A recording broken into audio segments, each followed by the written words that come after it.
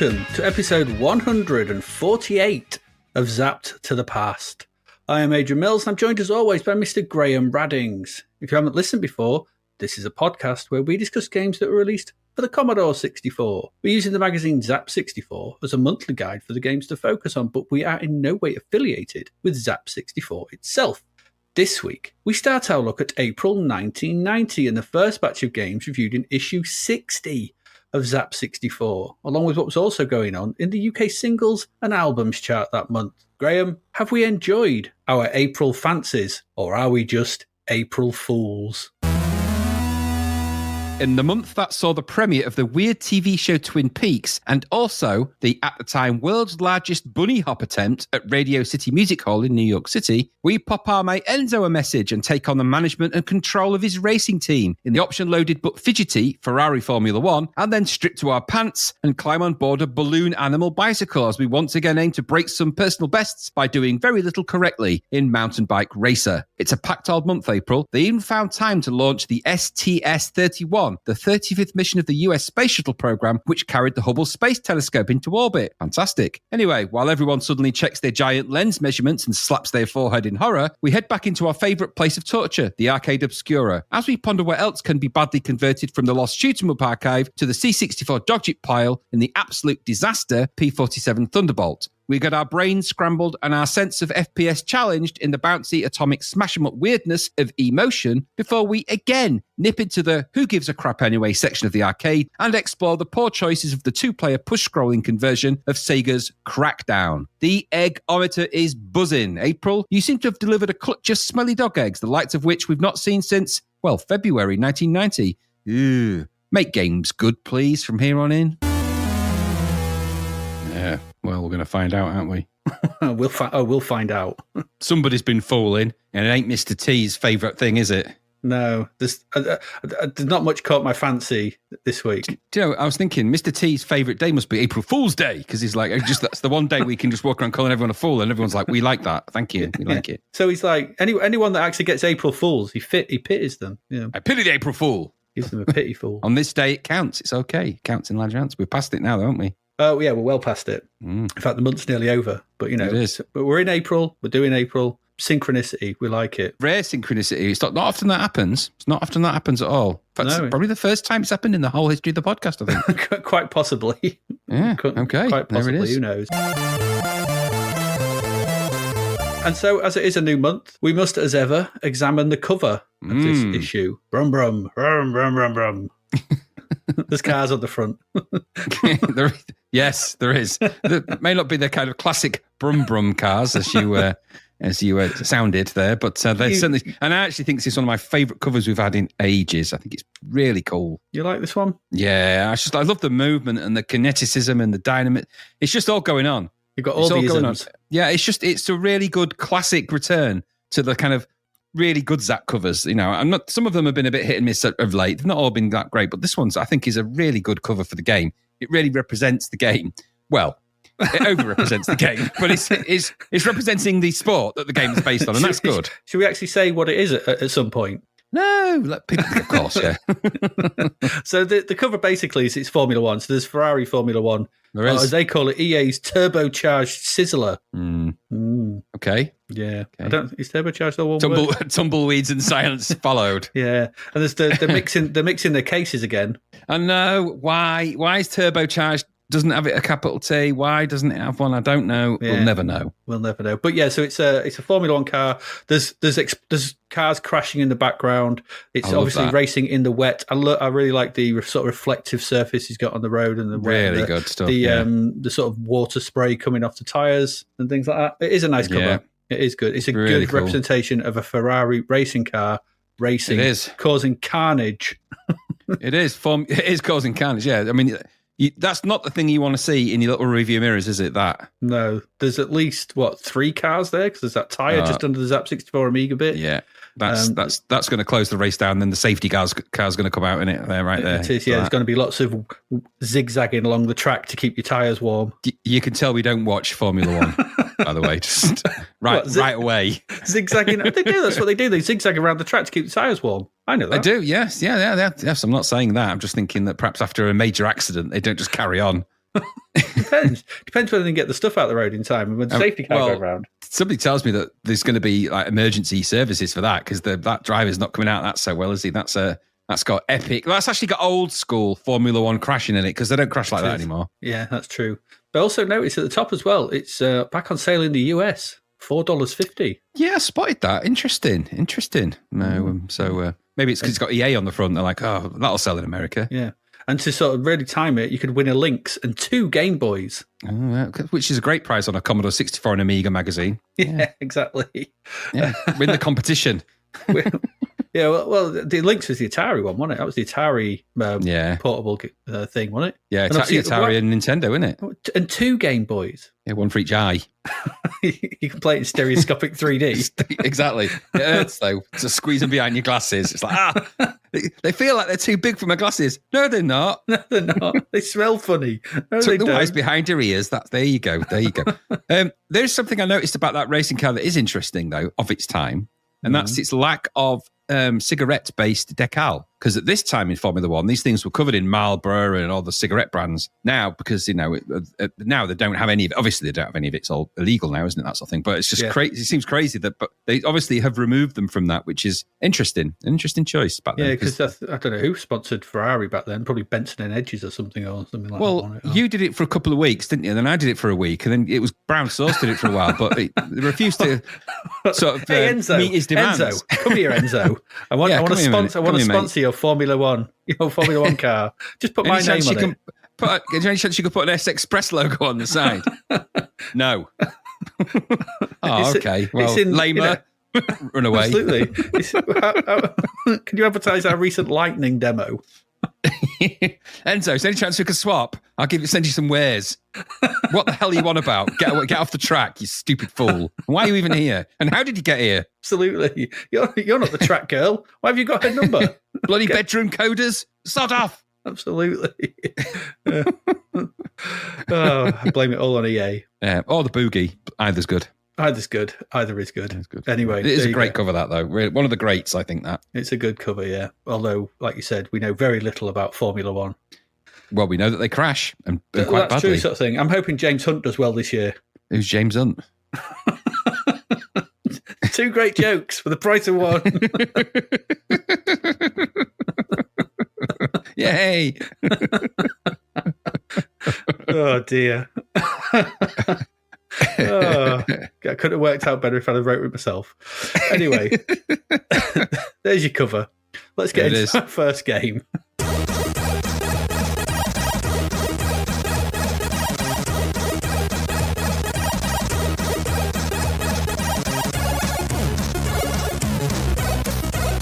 And well, Graham, it is the cover game. It's over to you to tell us all about Ferrari Formula One. Well, let me tell you before we even start, Grand Prix Formula One racing is one of the most exciting sports in the world. Is it? To be a Grand Prix driver, you must not only have a mind like a computer and reflexes like a mongoose, but the neck of a giraffe, the limbs of a monkey. I don't know. You could extend that for as long as you like. But you definitely need the mind of a computer and the reflexes like a mongoose, which then implies that a computer-based mongoose could drive a Formula One car, doesn't it, really? But we don't know, and we're never going to put that to a test. Anyway. With modern AI. But you must also be an expert, Adrian, on racing technology and an excellent business manager. You have got to be a jack of all trades for this business, right? You have. Ferrari Formula One brings all the depth and excitement of the Grand Prix race circuit to your computer. Okay. Is it? You'll have... We'll find out in a minute. You'll have plenty of races to run, but you'll also have a pit crew to manage, a Ferrari Formula One 1986 F1 86 race car to modify and test, deadlines to meet, and schedules to keep. But all of this is only for those who want to run the full simulation. If you just want to get behind the wheel of a Ferrari, the most successful Grand Prix racing team in the world, then you can do that as well. You can do it if you want to do it. Okay, cool. So that's the introduction paragraph, if you like, to the manual from this particular game. This, of course, granddaddy of all Ferrari Formula One simulators, maybe. Ferrari Formula One. Brought to you from our friends at Electronic Arts, as we spoke about on the cover. This was developed by Imagitech Designs. Producer was Joss Ellis. Coder was David Childs. And the graphics are Adrian Ludley and Mike Hanrahan. And the musician here was Barry Leach. Good old Basil Leach. Good old Baz Opening Luhrmann. is quite nice for this. Nice speech, nice title screen, good graphics, I think, nicely drawn. Sort of Formula One car, wasn't it, on track? It looked the part. It's quite nice. A lot of shading in it, a lot of nice grey shading and red shading. All good. Mm-hmm. It kind of begins well. The music track as well got some samples in it as well. Bit of loading after that, but that part was quite nice. And then you'll get to sort of where you kind of control all the parameters. Now, before I sort of talk about that, the idea of this game is that it is a Grand Prix season simulator. So you have control of a Ferrari, obviously, and you can change the parameters. In fact, so you actually essentially you control the team, and you control all the parameters of that as well. And that means literally everything. So you can, as it said in instructions, start this game and just go for a practice race and do that. Or you can go through the sea, and I mean sea of options, and play through an entire season of all the different... And the season can be quite long as well. So it's all the tracks, all of the countries, all of the races, all those race positions. You can play a full season. Now, I can imagine, and I knew at least one person, or two people actually, who were really into Formula One, like really into it, and both massive, ironically, massive, I think Ferrari, but I'm not sure who. It depends. They were other drivers, fans of the drivers, because they were fans of Nigel Mansell at the time. And the friend had big posters on his wall until I inadvertently shot one in the lip with an air rifle. But that's one of those things that happens.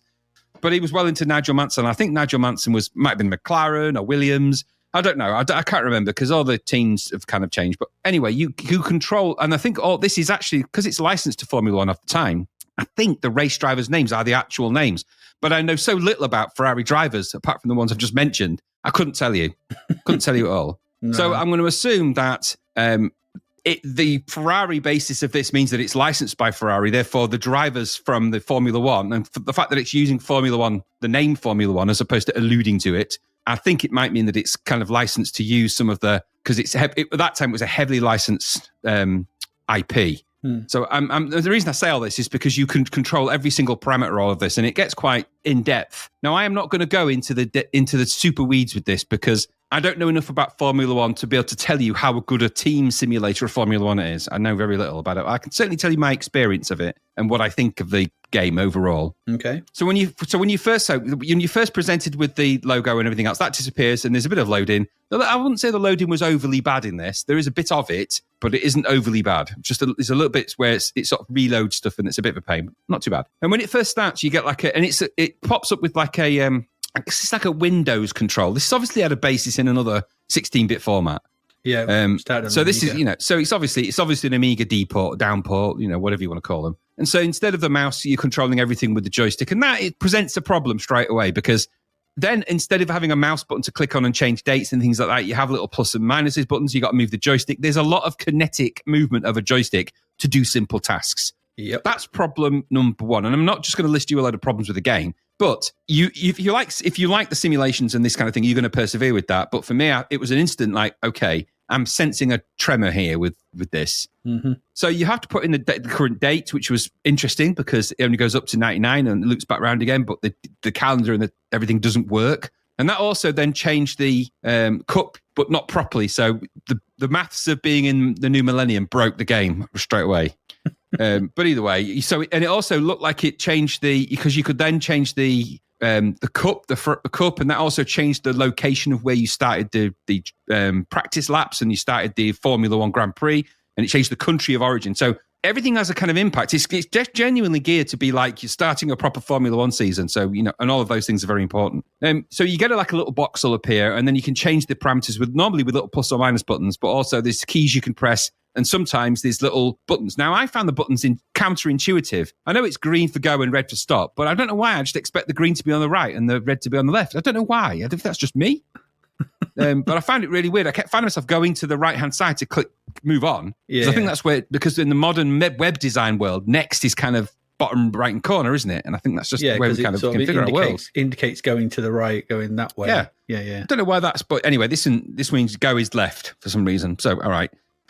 So on those first screen then, when it comes up with a little menu window and you control the joystick, like I said, you set the date, you can set the time, you can choose whether you want to be Formula 1, 2 or 3, I think, at this point. I just chose Formula 1, F1. And there's another option there. I can't remember. Now, I didn't go into all of these because I didn't know. I just wanted to try and get to the point where I was, seeing what the options were. Then I could choose, I think, the year of the championships, because you can prep all of your cars and season prior to a racing this. You don't have to just dive into racing. You can actually spend time tuning your cars, testing them out, getting all the schematics right, and really fine-tuning them before you even enter a race. So it's that detailed in that respect. So I chose to sort of go straight into a Formula One championship, which was a stupid move, I'll grant you, but I did that. That's what I did. You could then choose, I think, the track that you begin on, and then you can choose whether you're testing it, whether you're practice laps, whether you're going to go in for the race, and all of those things. You can do all of that. You could choose the number of laps, I think, or at least a certain way you can do that. But this is when you're racing, it's the full laps. It's 88 laps, I think, is on some of them, or at least that's 80 laps, I think. It's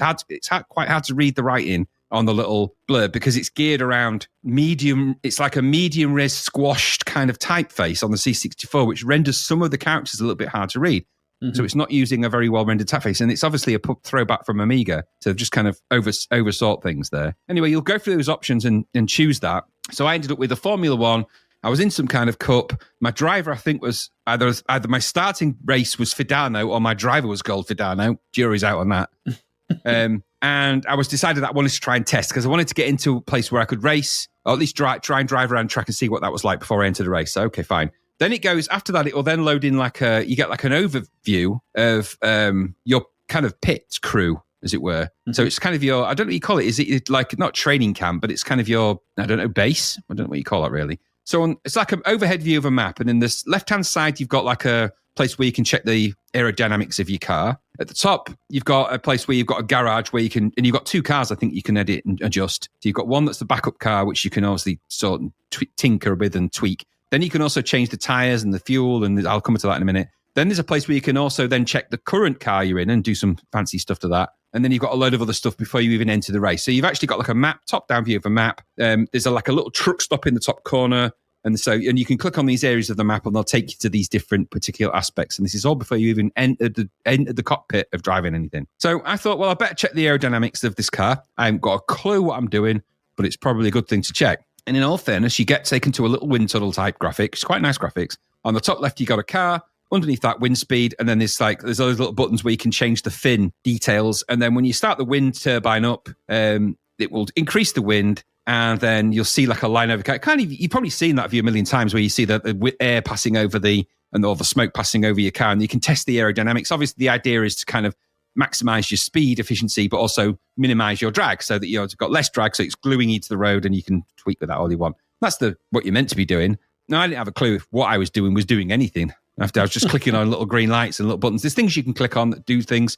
Now, importantly, there's a timer in the corner, and all of this takes time. So it's not like you can just go and do these things in sort of an invisible time frame. This all takes time to do. That's just why you can't just, if you're going to do all of this stuff, you can't just enter a season because you need to perhaps do all this stuff beforehand. So it gives you a kind of time frame. So it took me ages to figure out that, by the way. So starting out, and I was watching the timer go up and go, why is that doing that? And I was like, oh, of course, yeah. This is kind of almost not real time, but it's kind of this proper race time calendar in it.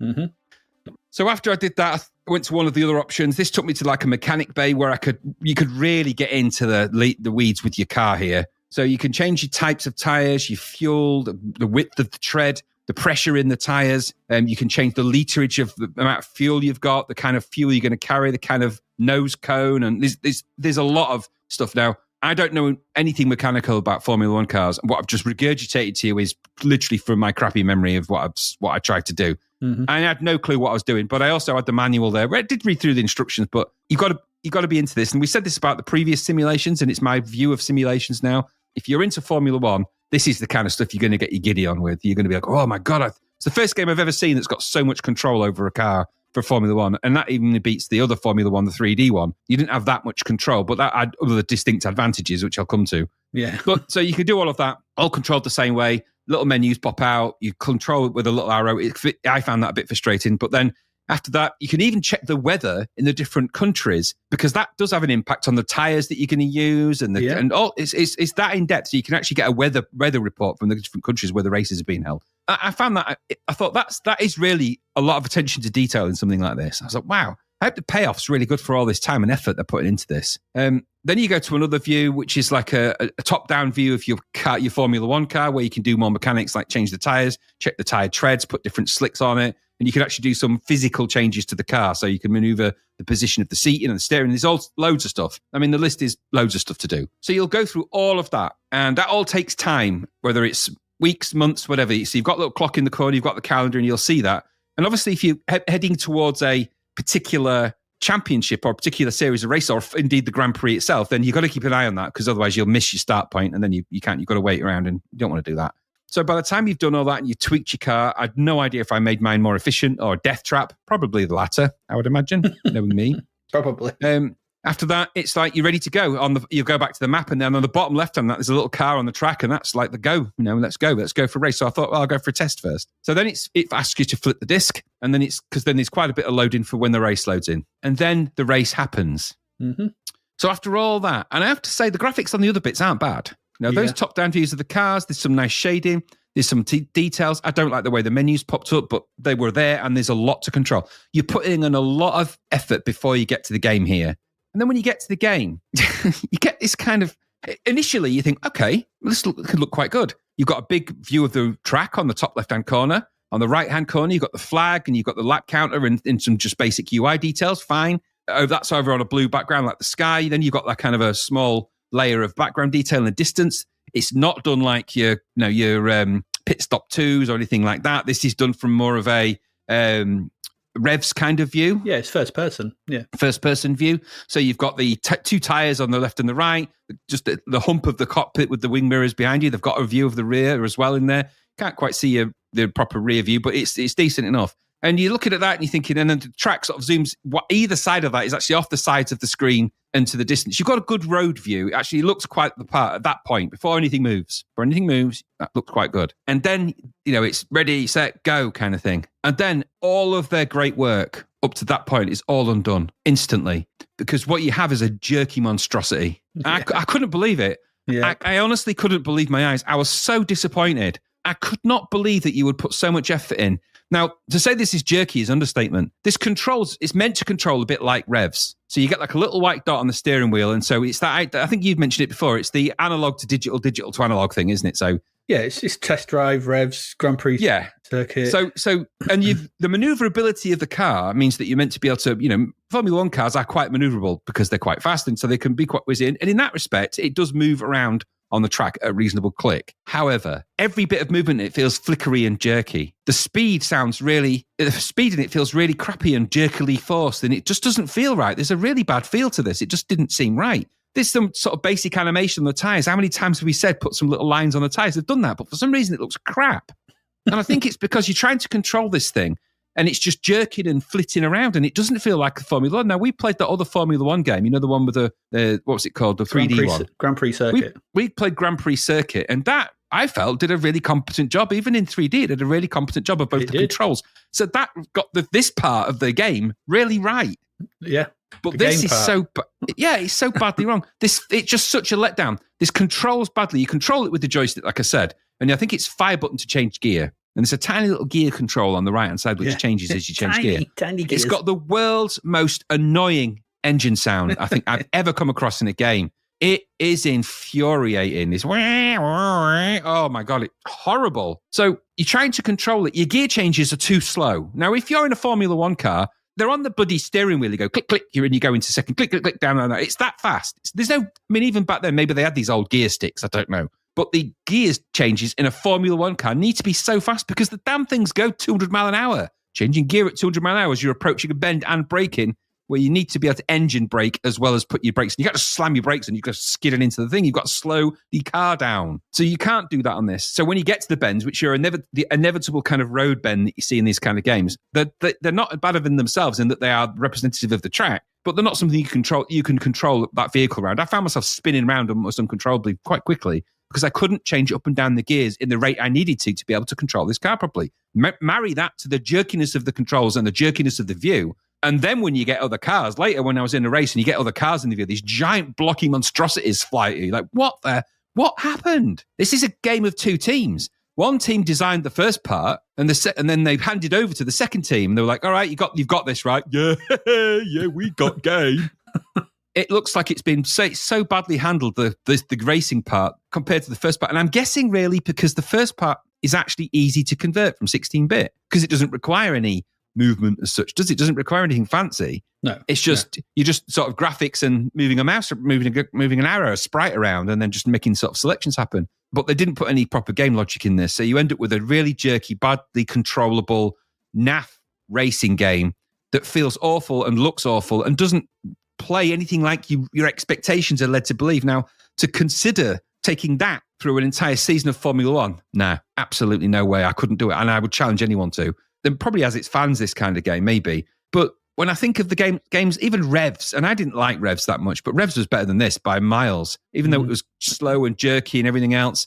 I would rather that than have this kind of fast, litty, jerky naffness that was kind of pretending to be something that it wasn't. This has all the dressings of a Formula One game, but none of the actual sport in it, which, considering the manual and the lengths they've gone to try and replicate all of that, such a letdown. I was really, really, really pissed off when I played this because of all of that. I thought, you've gone to all those lengths. What a shame. So I didn't like this at all. I think for it to get 95%, that's the biggest joke of all. I think maybe if you can suspend your simulatory problems and not look at that race. I don't know how it got 95%. I certainly wouldn't give in that. The first half of that game is okay, but the race itself is, and that's the key part, isn't it? It's a letdown. This would have been in the 30s for me. I think it's a shocking score to give this game. But what did you think? My Lord. Just in comparison, Grand Prix Circuit only got 79%. I don't get it. I mean, I know you can do all of the... I know it's got all of the racing... That other stuff is amazing that it's all in there. I mean, don't get me wrong. I do stand in admiration of all of that. But why then top it off with a crappy game when you get to the race itself? It seems pointless. I'd rather have not had the race, but just let it happen and watch the stats. Be a management sim. Yeah, which it nearly is anyway, really. Yeah, it is. I mean, there's so many options, like you said. You think this is going to be great, and then it's no Grand Prix circuit. And that's where it all falls apart.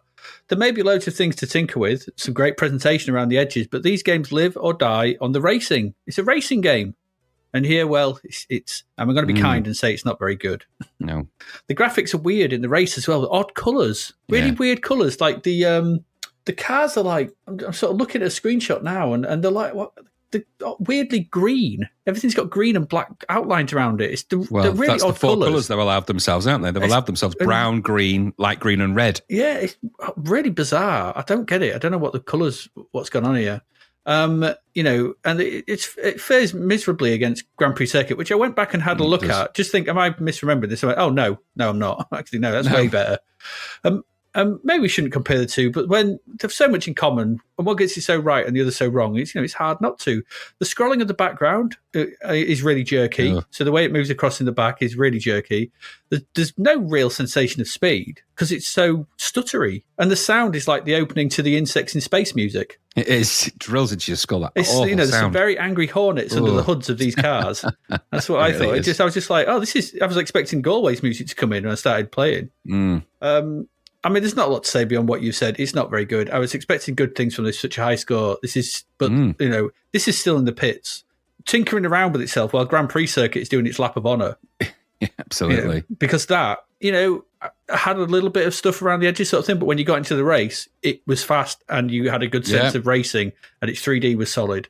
And maybe this is trying to do more on screen, but then again, it's not really because the top half of the screen, as you said, is just a big blank blue bit with a track, map of the track on it and some UI bits. So it's only doing the same amount of stuff that Grand Prix Second, possibly less with all the stuff that's going on in the gear stuff in the dashboard with that one. I don't know. It's very disappointing. This 95%. I don't get it. I just don't get it. I don't. They say, this compares really favourably with the Amiga version. I'm like, does it? Are you sure? Dream on. Did you did you have a look at the Amiga one? Yeah. Yeah, way better. Yeah, absolutely. Yeah, it looked like it should have been what I'd expect from the Amiga. And I was thinking, you could have, you look at Grand Prix Circuit and you go, that was probably possible on the C64 because we've seen it. Yeah. We saw it a year ago. But no. This isn't very good at all. 95%, not a cat and else chance. I don't know what's happened here, but rubbish. There we go. That's Ferrari Formula Do One, as far as I'm concerned. Excellent. I like that. Yeah, very good. There you go. Let's move on to our next game because I think we've got how many games has we got this week? It's 5, isn't it? Five games this week. And so one more before we go for a break. So let's get to that one now. And we're still racing. It's a racing part, this one. But we've slowed down a bit, less expensive, and we're now back in the world of mountain bikes with Mountain Bike Racer. Mountain Bike Racer. Budget as well. This budget is only £3. You wait forever, Graham, for a mountain bike game. I've been waiting forever. And 2 come along at once. We had 2 last month. I know. We had Pro Mountain Bike Simulator to endure. And now this month, we've got Mountain Bike Racer to play. I didn't even know mountain bikes were a thing in the early 90s. Well, clearly they were taking off like no one's business. So is this one any good? And will it have us doing the same, or will it have us doing the same amount of walking as riding? Let's have a look. This one is from Zeppelin Games, and it's another budget title. It's £3. This was coded by Ian Copeland. Not sure if it's any relation to Stuart. Could very well be. I don't know. It's got graphics by Richard Beston, who also did the loading screen, and it's got music by Adam Gilmore. We've heard Adam Gilmore before. He's usually all right. He's okay. Yeah, he's turned out some good tunes. Gilmore, yeah, he has. Oh, good old Gilmore. old Gilly Gilmore. But it's related to Dave Gilmore, isn't he? Is he? No, I was lying. Absolutely. Could be. We don't know. Be. He's the one who's always taken away from Kate Bush's house. Come on, Dave. Away you come. I know. I discovered her when she was 15. Walk away. It's right time now. you left. She's 33 now. Yeah, she needs you no longer. Absolutely. We've not really seen this pairing of artist and coder before, but we have heard music from Mr. Gilmore. I said it's usually okay. The loading screen here seems to show the silhouette of a naked man on a bike at sunrise or sunset. It did, didn't it? Saucy. Saucy it was. I mean, this is the part where I say, ooh, how right about that saddle. No, it's very true. No one wants to do naked bike riding. I can't imagine. No, you don't. No, you need a good bubble, bubble padded seat for that one. Yeah, if you come off and hit the crossbar, you can. Oh dear, your giggleberries are going to be unfortunately squished in a way you can't possibly imagine. No, painful for all concerned. Turn your didgeridoo inside out. That absolutely. Didgeridoo. I would say though it does have some nice shading though. Did like the shading. Some nice shading. Always good. A lot of shading in this. Very good. Yeah. We did like it. Love that. Although I did think the bike looked perilously thin as well. But not all like a chunky mountain bike. So it's got a naked man on a very thin bike. Okay. That's how you do it. That's how you do it. It's a single load, which is good. The title screen is nice. The nicely drawn logo at the top. Mountain Bike Racer, some mountains in the background, the credits beneath that. The Gilmore music here is I thought it was very Maniacs of Noise. Yeah, very. So it's got that kind of tone, hasn't it? Yeah, when it sort of kicks in and the melody sort of comes in, I was like, oh, this sounds very Maniacs. But it's okay. 100%. That's not a bad thing. If you're being compared to the Maniacs, that's good. That's good. Yeah, no, it's pretty probably good. the best thing about this game. It's nothing, nothing astonishing, but it's good. It's pretty decent and very much. I thought it was very much of the time in the C64's lifespan. These tunes, get a lot of them. Yes, they are. Pressing fire starts the game, and with no preamble whatsoever, we're straight in. It's like go. Go. Last month we had that guy just trundling over, didn't he, to give us a push. This time it's like you're going. Blocky guy, yeah. Go. You're off. So in a similar vein to the one from last month, it's another Kickstart knockoff. It is. Except here, there's no 2-player mode. Nope. That's an oversight. It's just single player all the way.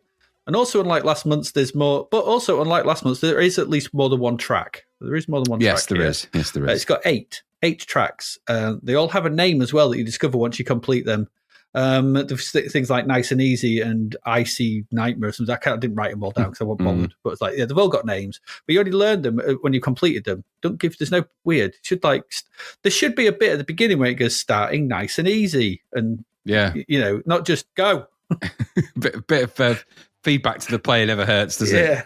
So, as you said, it's Kickstart. You see the game from the side, exactly like Kickstart. It's flat 2D, this as well. Unlike the one we saw last week, we had a bit of depth, didn't it? You can move up and down. That zoom. In and out of the track. Dreaded zoom. In and out of the track. But the game takes up the middle 2/3 of the screen, I'd say.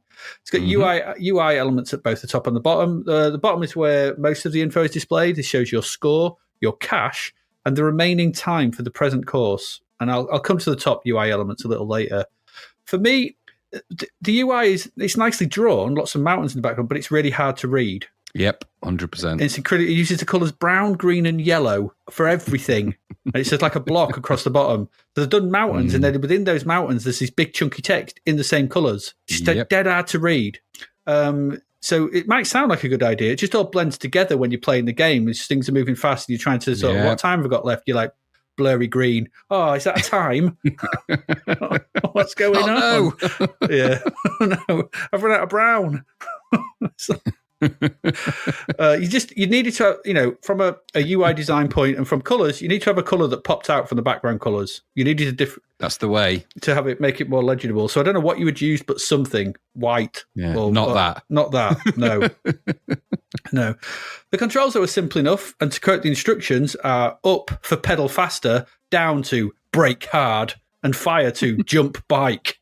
Can't go wrong. Jump bike. Okay. There are hazards to overcome on each course, of course, as there always are in these games. And these are hills, which must be ridden up fast before braking along the top and then riding down fast again, which is stupid. Okay. Yep. That's not the way. That's not the way you don't go up and down hills. Don't tell me how to ride a bike. I'll go as fast as I want. You've got walls that which must be taken very slowly, both up and down and along them.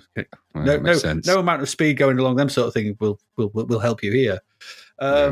There are what else? You've got rocks, spikes, barrels, ice, and other detritus that needs to be jumped over, ones. And sand, which is it just says in the instruction sand, which is to be avoided. Pocket sand. Ah! Yeah, and gaps, which you must jump over via ramps, which often there's nothing to them because there's always a ramp and it just jumps over them. They are the most pointless thing. You don't have to do anything. No. Anyway, should you complete a section, your rider will give you a massive thumbs up. His hand grows immeasurably massive when he does his thumbs up. It is quite big. There's perspective craziness going on. It's like, oh my God, it's turned into Fisto.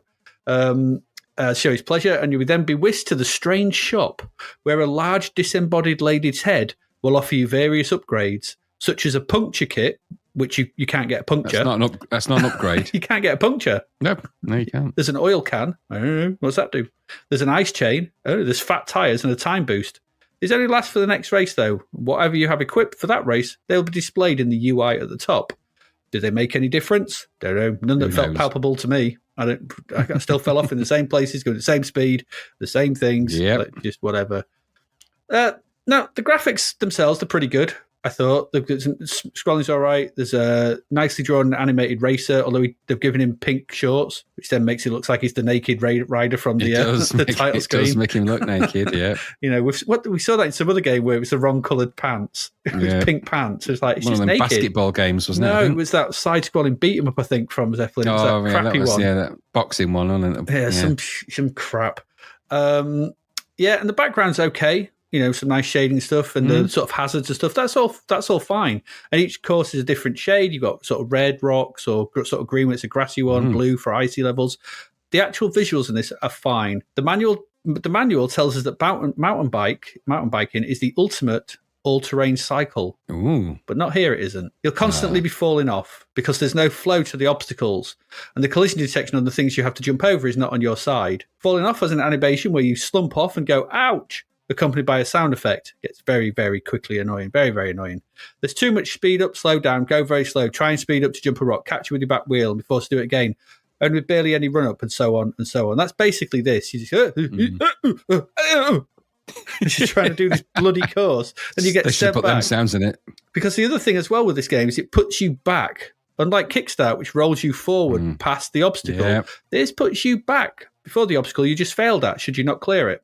Sometimes even back 2 or 3 obstacles if they are close together, which is terrible because it'll put you back in front of a rock and you're like, I've got to speed up to jump this. Yeah. And you're like, I can't get enough speed up to just put me forward. I've already had it's stupid. The game is oddly silent too.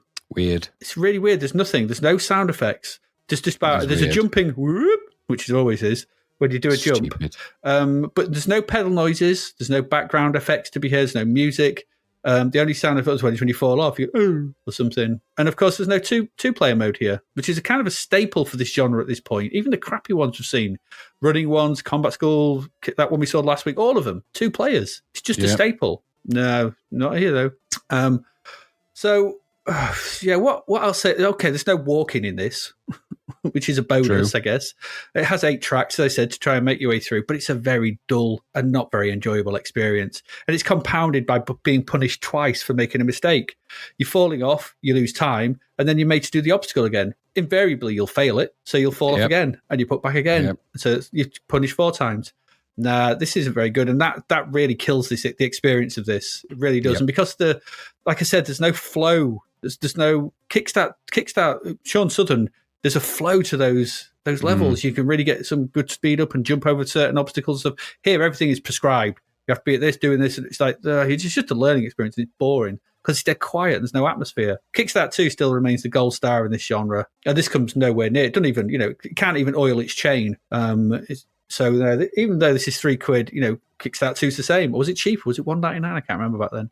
Offers a far better game, 2 players, and a construction kit to boot. It's not this isn't very good, and it's not really. It got 24%, which may be a bit harsh considering it's £3 and there's 8 tracks and whatever. But it's just it isn't. It's I don't know. It just offers nothing new. Pales against the competition, and you're not racing against anyone. So it's not a mountain bike racer. No, it's not. It's just mountain biking, which you're not even going over mountains. I don't know. I guess this is what you get if you go out riding naked at dawn. Okay. It's not the only thing you'll get. You get attacked by seagulls. Absolutely. You'll also get the name of, you'll get some odd names by your neighbours as well. Is he out naked riding again? Oh. Don't look, Tracy. Don't look. Yeah. So this isn't very good, Mountain Bike Racer. Is it worse than the one from last month? I think they're just equally as crap. But what did you think? Yeah.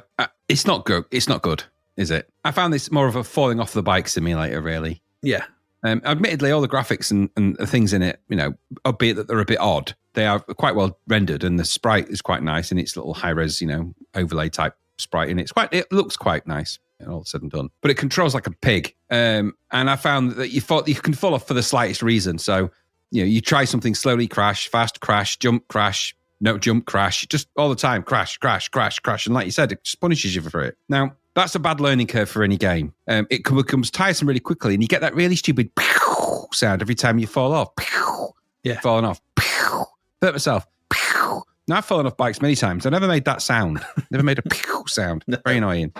So, aside from the graphics and that sort of music, which was all right, I suppose, this game fundamentally had a couple of really serious flaws. I mean, outside of the controls, which I felt it was a bit, you could read instructions, but the controls are the problem that it doesn't give you the full control over the thing you're wanting to do. And the reason for that is because they've got the game design of this completely wrong. The idea of these games is should really be, if it's a race, then have another racer. Or if it's a time trial, then have a reason to do the time trial. But what you can't do is make it punitive on every single thing. You need to be able to tackle the obstacles however you like. You're in control of a bike. And yes, you have to change the way that you can approach some of these things so you don't fall off. But that should be more of the challenge about making landings and about the choices you make. So you shouldn't be punished for not going fast enough down a slope, because you should be able to make the choice in a game like this, how you tackle that upon the other side. Yes, if you're going too slow, you're going to fall off. But there's just seemed to me that you're punished for completely the wrong things.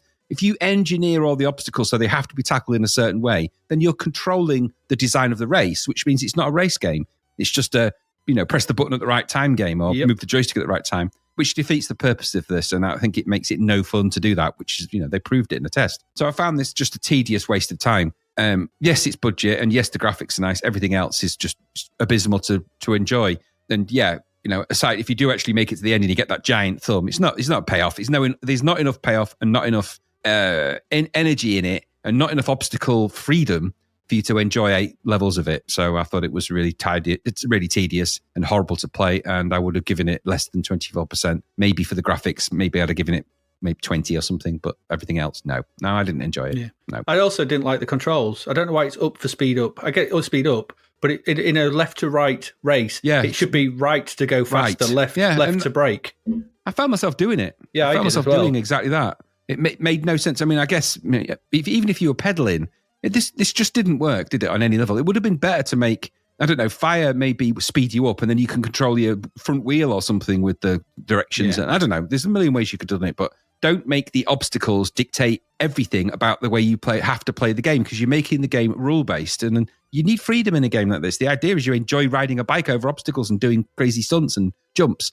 You can't do that because it's, sorry, you went over the jump too slow or too quick. Oh, it's like, nah, sorry, you count me out. No, completely agree. No. Yeah, there we go. Mountain Bike Racer. It's not very good. So that's the first part of this week. That's 2 racing games, and we've not had any thrills from those, have we? No, we have not. No, we have not.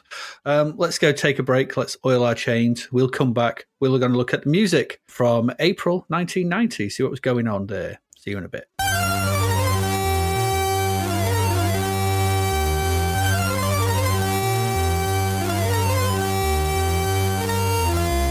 And we're back. Let's get into some singles. That sounds weird. It's the music for April 1990. It's number 1 singles. For the first week, it's a 5-week month. The Power with Snap. I got the power. Yeah. You've got the power to change prices at Tesco. Well done. Hey. But for the next 4, there's nothing to say about that. We spoke about that last week. No, we did last week. Last time. Yeah. But replacing that for the next 4 weeks of the month, it's Madonna's Vogue.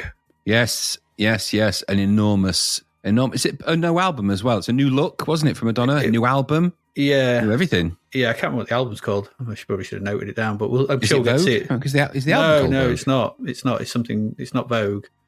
But I remember this video mostly for the and there was lots of jokes made about it. One of the conical bra nonsense. Yeah, it's a famous big bra that she wore. Although she don't wear that in the video, does she? Yeah, that's in the video. Yeah. Oh, well, they're famous. I paid particular notice of the conical bra. Huge hit though, big hit, huge seller all over the world. It was inspired by voguing, a dance which was part of the underground gay scene in New York City. It was. It was commercially successful, topping the charts in Australia, Canada, Japan, UK, and the US, where it was certified double platinum by the Recording Industry Association of America. It became Madonna's biggest selling single at the time of its release. And that's up against things like, all her other singles, which have completely forgotten. Get into like the a groove, Virgin, Into the Groove. Like a Virgin, Papa Don't Preach. Papa Don't Preach, Like a Prayer, everything like that. It sold more than sold more than 6 million copies worldwide to date. Pretty good, isn't it? And the video was directed by David Fincher. Okay. Yeah, was shot within 16 hours. You can tell, actually, it's shot by early David Fincher because there's lots of low shots looking up. Right. Yes, there is actually, yeah. Which he does a lot in his early films. He likes that kind of low camera angle. It True. was filmed while rehearsing for her Blonde Ambition World Tour. There you go. 16 hours. It's a pretty good video, isn't it, really, to be fair? It's for 16 hours. Yeah, it's a very nice artistic video. It was based on, static iconography, including shots inspired works by painter Tamara de Lempicka and several Hollywood photographers. Which you can tell. It's got a nice look to it. Do you like Vogue as a song? Yes, I do, actually. I think it's a great song. I think it's really it's such a beautiful production of that time. And it marked a good step in the right direction for getting Madonna out of that sort of get into the groove kind of sort of vibe than some of the other vibes that weren't quite right. This was such a good return to form. Obviously, it had the massive inspiration of being based on a very globally popular fashion magazine. Yes, yes, it did. And all of the kind of and that world was starting to envelop things slightly, wasn't it? Suddenly there was supermodels and modeling and things started to become quite the topic of things generally. Yes. And this probably was a bit of the tip of that spear because even George Michael later down the line released a video for Too Funky, didn't he, with all the supermodels on the catwalk. And the idea of supermodels was becoming a thing at this point, and this kind of taps into that a little bit. And also, it's a pretty good song, all said and done.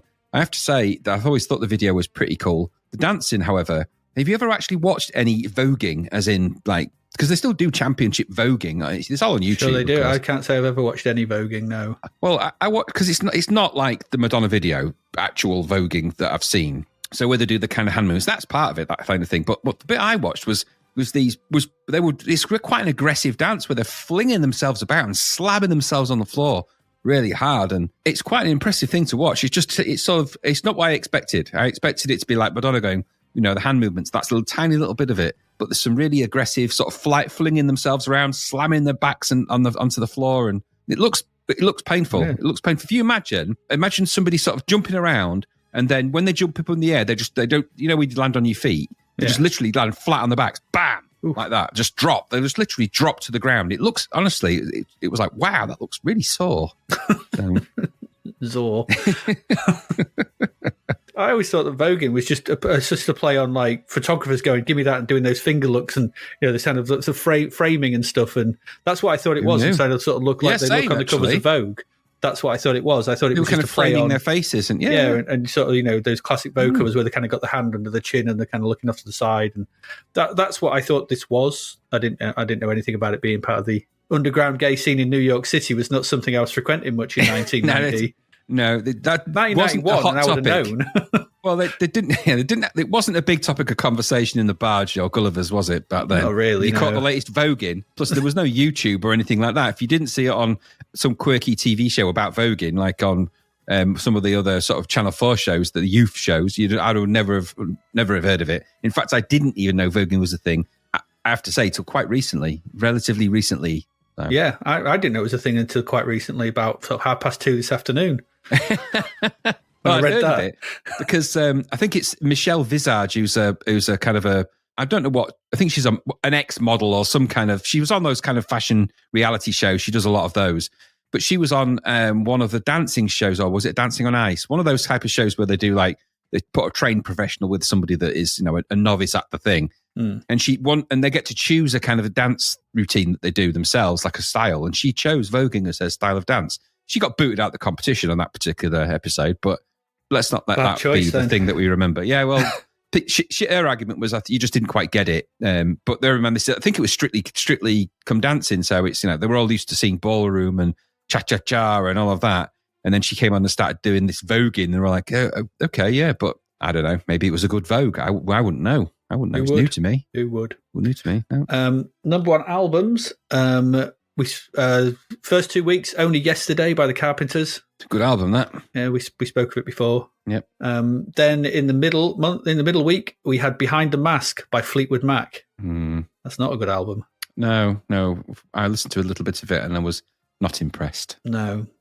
If you want a good takedown of that, go listen to one of the probably the second episode of Pop Collaborate and Listen. Is it on there? Is it? Yeah, they had to, didn't they? Because they do all the albums from the 90s, number one albums from the 90s. Oh, yeah, absolutely. It's one of their first episodes, yeah. So if you want a good takedown of it and why it's not very good, Pop Collaborate and Listen podcast. Right. Go and listen to that. I think it's episode 2, I think. It's after Phil Collins. Is it the first number one they've had after Phil Collins? Or was there Christian in that? They had to do Phil Collins and then Fleetwood Mac. Goodness me. Yeah.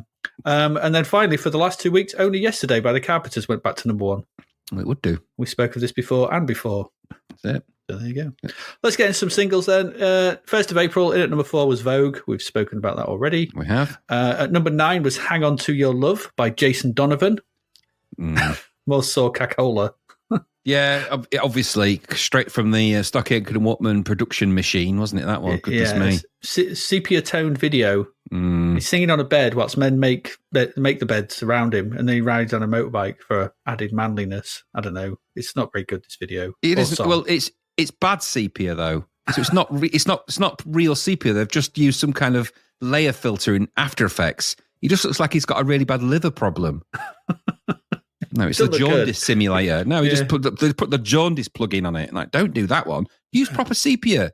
Sepia's kind of brown. Use sepia, not that. The trees still look kind of browny green. Rubbish. Yeah, nonsense. Not very good. In at number 16 was Step On by Happy Mondays. Dear. Another Gully's classic, this. Gulliver's classic here in Grimsby. I'll go into the Spotify list. As soon as that piano and drum beat starts, it's time to go to the bar. That was all. I never particularly liked this. It's an iconic hit, though. Huge Manchester hit. One of the massive Manchester ones, isn't it? Yeah, totally. Massive. And I never knew it was a cover. No, I didn't till I read what you'd put. No. Yeah, so this was He's Gonna Step On You Again, also known as Step On, is a song originally performed by John Kongos, co-written by Kongos and Christos Dimitriou, and first released in 1971 by Fly Records, entered the UK singles chart on 22nd of May 1971. Wow. English band Happy Mondays, they covered this in 1990, it was originally intended as a contribution to the Rubaiyat Electra's 40th anniversary compilation for the US label Elektra. They decided to keep it to release as a single. Instead, covered Congo's Tokolosha Man. I don't know what I'm saying. Okay. You start to speak, what do you call it? Havitos then, I think. I think I did. The Happy Mondays version incorporates a short sample of 3 guitar notes from the original. Yeah, of course it does. Yeah. Okay. But I did listen to the other one. Did you listen to it? It's you can hear it. Obviously, it's a cover, so you can hear it. But I never knew it was a cover. I thought it was an original track. No, I did until today. Strangely enough, I didn't know. I'd never heard of John Kongos. No, I hadn't. Now I do. Now I know. Know too much. No, and it was Gulliver's Gold, wasn't it? That so it'll, I'll put it in the Gulliver's. We've got a Gulliver's Gold Spotify playlist, so I'll whack it in there. It definitely has to go in it. In at number 23, this beat is Technotronic featuring MC Eric. Right, Technotronic featuring MC Eric. Yes. Is this the same as Pump Up the Jam? It certainly sounded it. May as well be. Same synthesizers, same album, same problem. Same beat, same tune. Yeah, exactly. Just different the lyrics. Exact same instruments. Exactly. This beat is. Pump Up the Jam. Oh, that's Pump Up the Jam, but this is just this beat is Technotronic. Jam, but it sounded exactly the same. It's got that same kind of. It's the same album. It's off. The album's called Pump Up the Jam, I think. So anyway. Jam up the pump. It sounds awful, doesn't it? Oh, I've got some jam up my pump. Just to your doctor about that. jam. Up your pump. Pump it good. No, don't. When your jam is pumping. That's actually what it says in it. Yeah, I think so. In at number 26 is Real, Real, Real by Jesus Jones. No. I put them on Matcha stuff, but they're a bit different, aren't they, Jesus Jones? They've been around for a while. We've been seeing them for a bit now. Yeah. And I don't mind this track, but I always thought it'd be better if they amped up the guitars and got rid of that horrible keyboard sound, which I just can't stand. Yeah, it sounded very like another band that we'd listened to, though. It sounded a bit, well, it just sounded, I think they changed their sound to be a little bit more generic towards the I think they Spiral Carpet-y kind of did. sound, because I thought you could easily mistake the two. If you didn't know and you just played one after another, you wouldn't necessarily spot a lot of differences in the kind of construction of it. Yeah, and their earlier stuff was a bit more guitar-y and a bit heavier, a bit more spikier. This has gone a bit, they're chasing that sound, we say. Chasing the dream. Number 34 was Fame 90, the Gas Mix by David Bowie. Yeah. A song that he wrote when he was driving, obviously, down a motorway or listening to the sounds of a motorway. Someone was recording him as he went past. Yeah. It's going really fast. Is that David Bowie? Should record it in Doppler. No, it's the thing is, this has got really loud drums on this, gas mix. It's like somebody, right? You know what this needs? Really loud drums. So they've just put the drums to ear bleeding.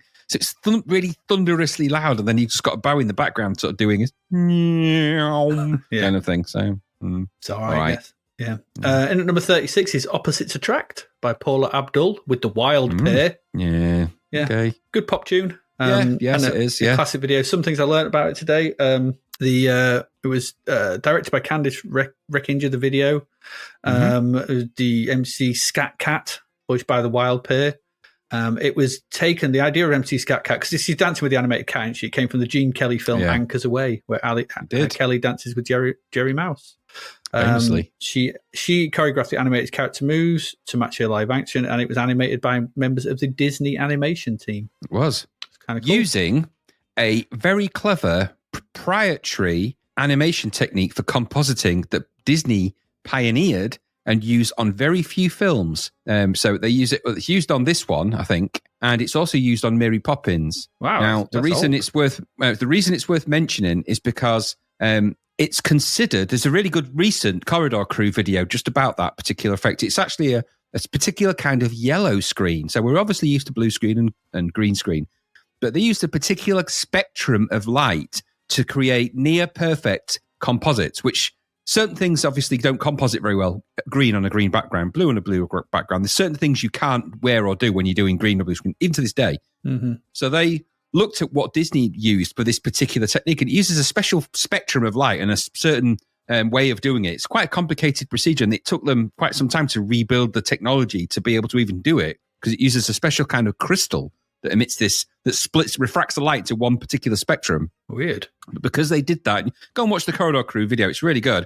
But when they do it and they trial it, you can actually do completely perfect composites. So even like hair, where you have to sort of map little bits out and you lose detail, it loses none. It's a crazy video, an amazing technique. And that's another example of it right there. It's mad when you think about it to do what they did with it. But you have to look at the way it's composited to see that how amazing that was. And Disney invented that and then just kind of abandoned it. So did they use the same for Bed Knobs and Broomsticks as well? Because that was around the same time. I would imagine so. It's kind of a lost technique, they call it. But it was a very expensive technique to do because it was so real. And there was only two crystals ever made in the world. And they're both gone now. So this guy had to, when you see how this guy had to sort of recreate it using not crystals, essentially, and he's got this massive thing he has to rebuild, and really is clever using 4 special cameras to split it off and all this mad technique just to try and mirror the same effect so that you can do like a yellowy screen. I'm selling it short. Go and watch the Commodore crew video about it because it's fascinating. It really is. It is good. I mean, the cat seems in the scene. It's very good. Yeah, it's very clever. It's a good video and a good tune as well. Nice tune. Yeah. Unlike at number 37, which is I Don't Love You Anymore by the Choir Boys. Oh, that's horrible, wasn't it? It's a raspy ballad. So raspy. I was unshaven before I listened to this, and afterwards I was bereft of all my facial hair. It's over raspy, isn't it? It's like his rasp taking over, and his bandana's off the chart, crazy in that. It's massive. It's a massive bandana. I think in reality his hair is actually attached to that bandana, and he is completely bald. It's ridiculous. No one has a forehead that big that requires a bandana of that magnitude. Nobody, unless he's got a TV screen in there or something really weird. Absolutely. Even the Mekon looks askance at him. Maybe he is a Mekon. Maybe that would he explain is. that, actually. That would explain Dan Dare 3. And explain why he keeps releasing horrible songs. It would. I don't love you anymore. I never loved you. Choir no, Boys. I don't like the Choir Boys, and that song is ballads. I mean, he's making what's her name? The woman that sang Total Eclipse of the Heart, Bonnie Tyler. He's making Bonnie Tyler seem perfectly pristine and smooth.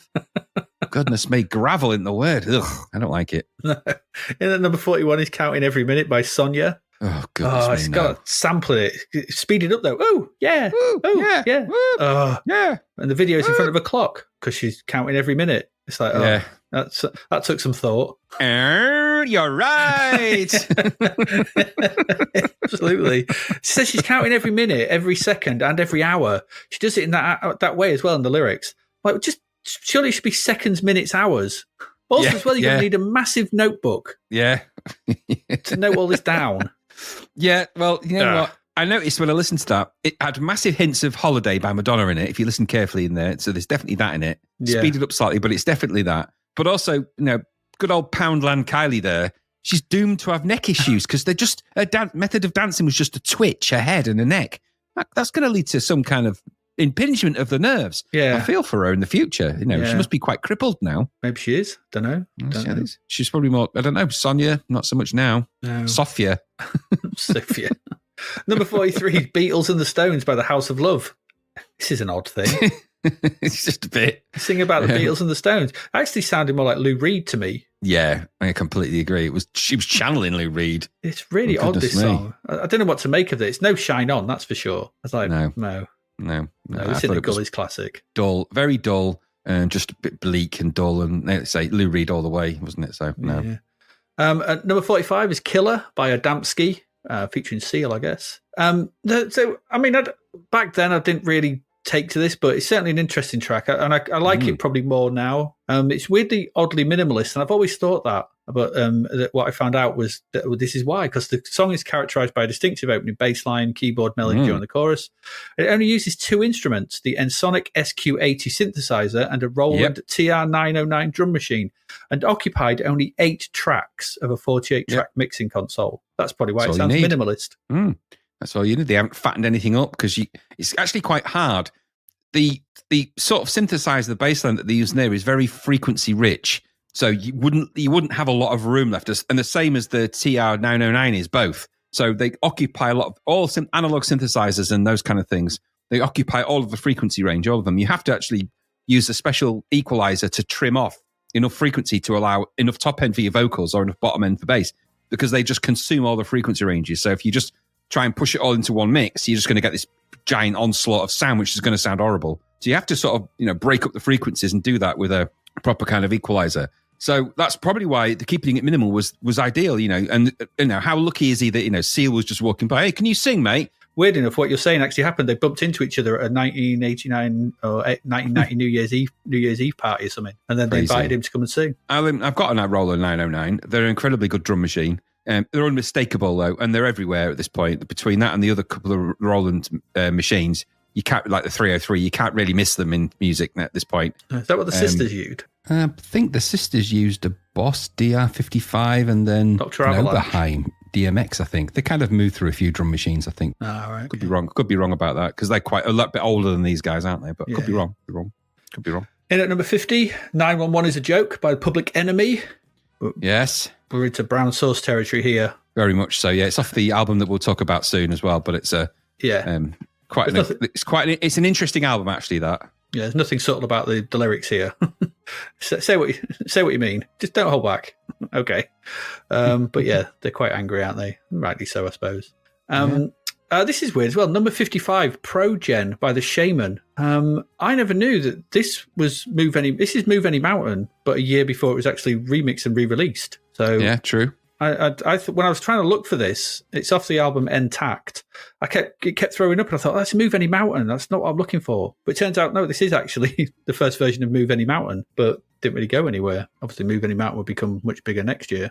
But yeah, you put you like, don't like The Shaman? Yeah, I have a bit of a love-hate relationship with them. I really like Move Any Mountain as a track because I just think, and it's also got that sadness attached to it, hasn't it? So I quite like it. I quite like Move Any Mountain as a track. I could move. And there's also, they did the one before that, didn't they? I can't remember what it's called, but there was another big hit of theirs. Was it, it'll come back to me. But I like that stuff. I kind of don't quite know what to do with E's Are Good and Ebenezer Good. What's the main? Because the guy died, didn't he, in an accident on holiday? Yeah, he died. They were filming the video, weren't they, for Move Any Mountain? And I think he drowned. Yeah, during the making of that video or something like that. And because they were all wearing Dune suits, they still released a single and they still had footage of him in the video, didn't they? Yeah.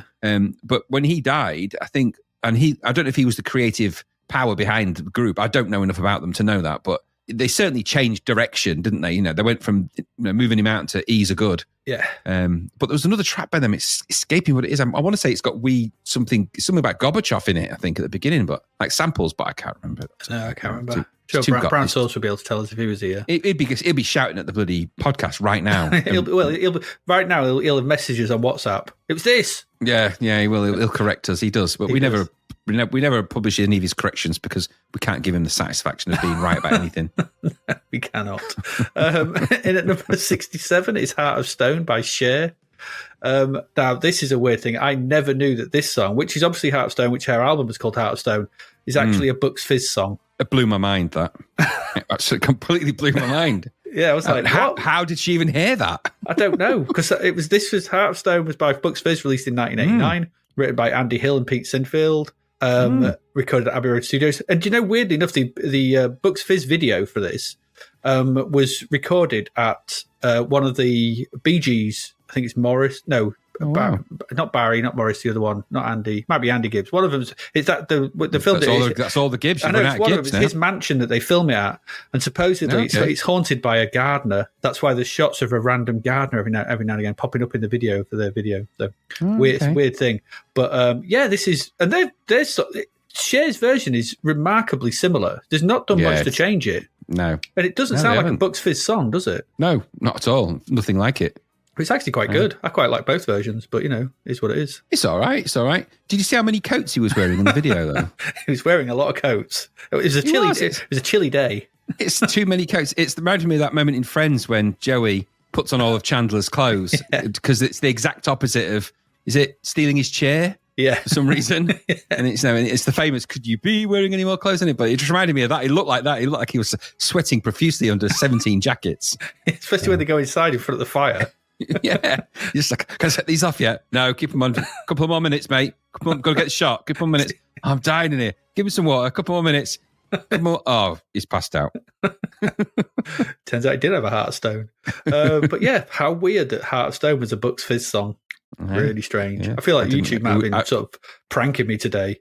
Yeah, I would never have known. Never. No, who knew? Number 77. This beat is Technotronic, featuring Daisy D, MCB. I don't know, somebody. It's MCB featuring Daisy D. It's that song we've heard already today. I don't understand this. I don't get it. I don't get what it is. It doesn't make sense. I don't understand. It's a remix of just sounds exactly like Nova, but you sing it. I don't know what is it, and it's got that woo yeah in it. It's a remix that makes things way worse of a song that's only just come out. I think. Yeah. I don't get it. It's like, why was there a race to remix a track that sounded exactly the same in every way you remix it? Yep. Stupid nonsense. I'm glad I never came across that, and I smashed it to pieces if I'd have found that. 8th of April, in at number 32 is the Play EP by Ride. Shoegazy stuff. Not my cup of tea. Yeah, I didn't think it would be. I like it. I think it's quite all right. I don't mind it. I think it's all right. Just a wall of noisy for me. Yeah. I thought you'd actually prefer number 34, though, which is Easter by Marillion. 12-string Melancholia. Very meaningful name for it, actually. Yeah, Grim Up North old-timey video, very meaningful, dull. That was my comment. Yeah, twiddly diddly in A minor, isn't it? The saddest of all keys. Well, that's D minor, but A minor is probably equally sad. It's a minor key. It's a minor key. It's going to be. Sounded like horrible. A really crap folk song. I was expecting to go, and a thing diddle diddle, and John the plumber said, "Yay." Sort of awful. That's the worst folk song I've ever written. But also, it sounded very proto Ed Sheeran for me. Yeah, I could hear that. Ed Sheeran would have been a embryo at this point, wouldn't he? Wouldn't have even been that. It would have been a twinkle in the dust. Yeah, it wouldn't have been anything. It would have been whatever. Number 35 is Tomorrow by Tongue and Cheek. Smooth. This was smooth. So smooth. Very popular in the Pier 39, that kind of stuff. Probably, yeah. Not during the hour of shite, yeah. It's 4 hours of shite. Well, there was always 1 hour where it was just, we clear the dance floor. And everyone needs to go and buy drinks now because we're not making any money. Yeah, put the hour of shite on. You can guarantee that was going to clear the dance floor of all but the R&B, crazies that love that kind of stuff. But there was always a few of them. Yeah, those sickos. In at number 38 is From Out of Nowhere by Faith No More. I forgot how good this song starts. It just really good. Just starts. It's just you're like, okay. It's like incredible stuff. I love this song. And another Stone Cold Gully's classic. Yep. Going in the playlist. And as we sort of found out, lyrics written for this in 12 days and everything, and recorded and stuff.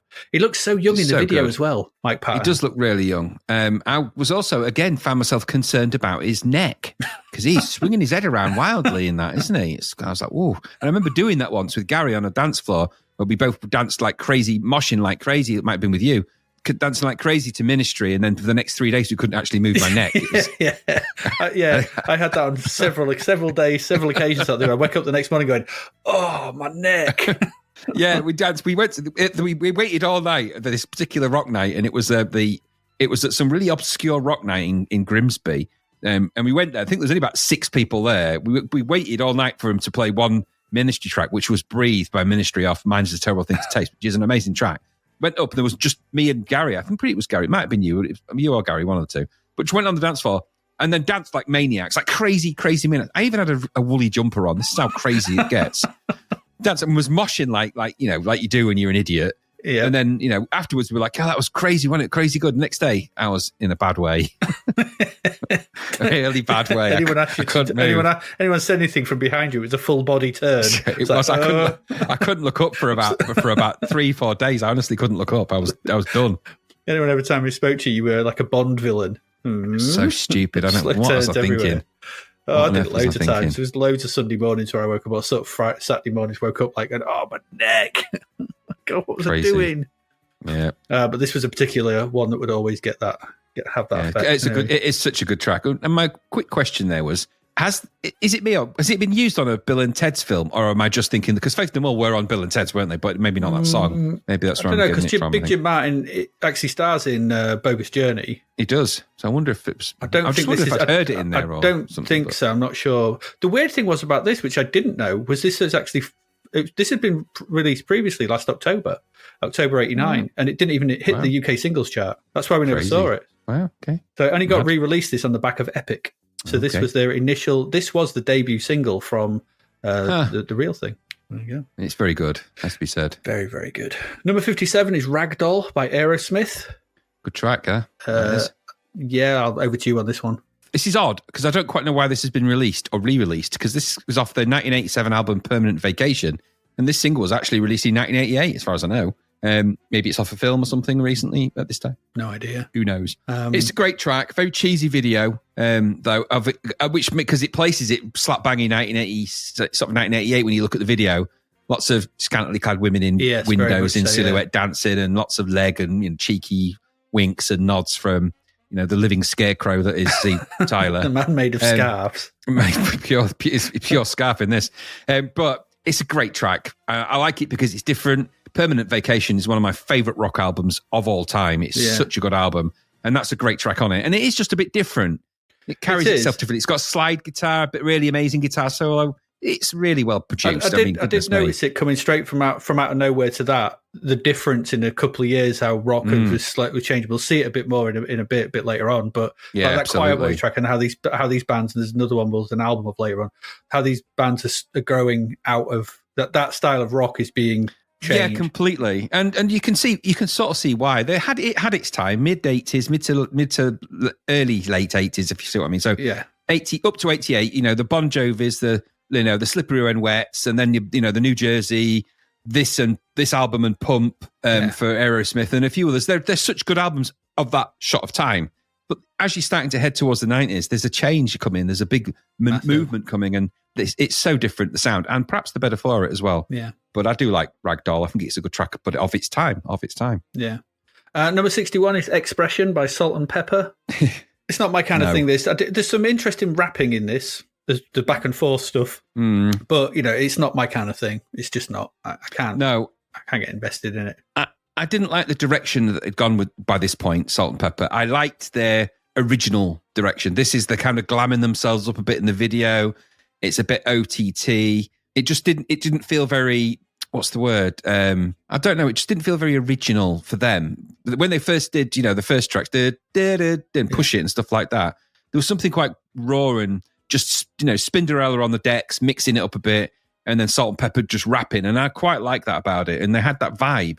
This just feels like the producers have stepped in and they've given them a look and they've just kind of sold out a little bit, and it just doesn't feel the same. And I think they've lost something with that. Yeah. Better than this though. Number 80, another Day in Paradise by J.L. Line. I don't know, but this is a dance version of it. You couldn't escape. This is just, they just took a drum beat on it. Yeah, and you know which one, don't you? Yeah. Is it the Soul or Soul one? Yeah, exactly. It's exactly the Soul or bloody Soul one. The Enigma drum beat as well. No, if you mix that with Phil Collins, you get an egg. A terrible, terrible egg. A terrible egg. You get a wet egg. Yeah, absolutely. You get. How do you think that spaceship got so full in the film Aliens or Alien? They kept playing this. But mix those two together. There's no Queen. Exactly. Exactly. Just play this song to it. It's just thunk, thunk, thunk, thunk. That's that's the only way you can get a ship full of wet eggs. Wet eggs. Don't look over the wet egg. Don't look over. Never look over a wet egg. Ever. 15th of April in at number 45 is Hitching a Ride by Sunita. High energy fun pop rubbish. Yeah. It's a song about hitchhiking. Right. Yeah. It is. I think this is actually... I believe this is a certain judge from the X Factors now involved with this. Ooh. So this is Simon Cowell. I think this is the early Simon Cowell stuff. So because Sunita was she married to Simon Cowell? She was definitely in a relationship with him at some point. She was married. I think they were married. Yes. Or did she just look after his shoes? Who knows? Looks after his wet eggs. Ew. Number 52 is Love Child by Goodbye Mr. Mackenzie. Yeah. This feels like two different songs slammed together. The chorus, the chorus and the verse do not go together in any fathomable way. I like the chorus, but the verse is like almost blandcore. So I think that this is a record company have told them to release something, and this is what they've gone, because this is all they had, because this band is going nowhere, and I think this is their sort of almost like their goodbye final shot before. Obviously, the lead singer, woman singer, she's a guitarist at this point, and she's a singer in it, but she goes off and does not sure. Garbage, doesn't she? So Garbage albums must be imminent then? No, Garbage didn't come out the mid-90s, 94, 95. Right, so I think Goodbye Mr. Mackenzie, it's now they're calling it Long Goodbye to Mr. Mackenzie. Yeah, maybe, yeah. I think my feeling is the record company probably wanted rid of him at this point. Yeah. And at number 76 is Scarlet by All About Eve. Very folksy, this one. Her voice, as ever, is beautiful. Nice song. And the rest of this is very emblematic of the album, really. What I said before. Very twiddly diddly. Well, it's twiddly diddly, isn't it? Diddly-doo. No, as soon as you hear that guitar, you're like, oh, twiddly. Great vocals, of course. Her vocals are stunning. She's got the best folk range of vocals since Maddie Pryor, I think. And that's actually a swear word to some people who really like their folk. But Maddie Pryor from Steel Eye Span had a good old voice for folk, still does. And I think that... what's her name in All About Eve? What's her name? It's just shot on my mind. Gillian Reagan. Her voice is incredible. But the song itself, I don't know, it's very folky. I found myself taking a horse and a cart for a walk, using a bow and arrow to hunt some boar, then falling asleep in a field of barley. So I got told to go west, a bit more west, and then I rode off on my canoe. Folk is what folk is, isn't it? But I don't know. Was their plan to go that folk? Anyway, it's still her voice is still as beautiful as ever. But like you say, but the song itself, bit nothing, bit folky nothing. It doesn't really go much. But number 82 is Hands All Over by Soundgarden. Yeah, and this is what I was on about earlier by Rock Music is a changing.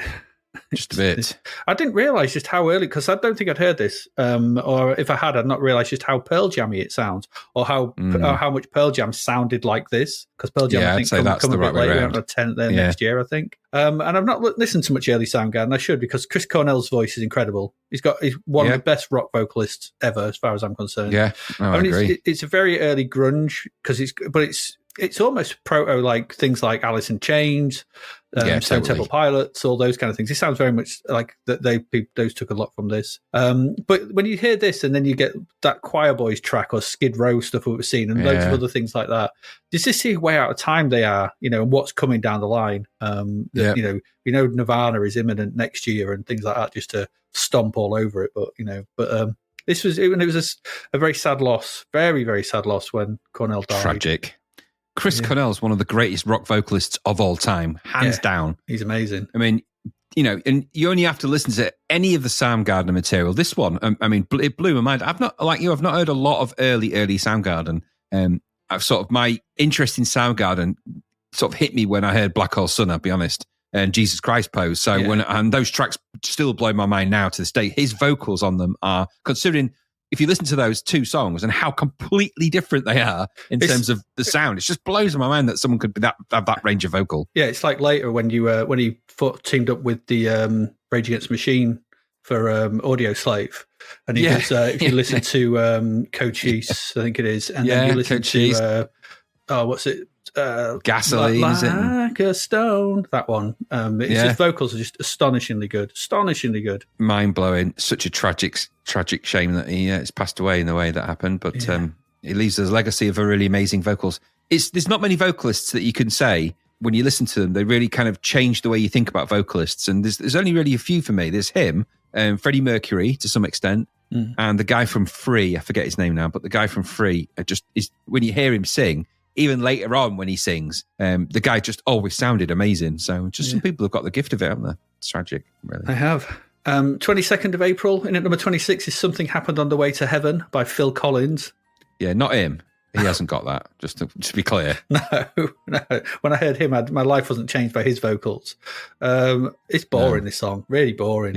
Yeah, and also more Wet Eggs. Whiny as well. My understanding is he was... the album's all about a breakup with his wife or something on it or whatever, and he'd been being out. I don't know. Do you blame her? And it's just boring. You listen to this like, oh, come back. Everything's all right. It's like, oh, bog off, Phil. Exactly, you drum-obsessed buffoon. Get out and take your egg with you. Take your wet egg with you. That's what he's like. That's what he looks like when he comes out of the shower.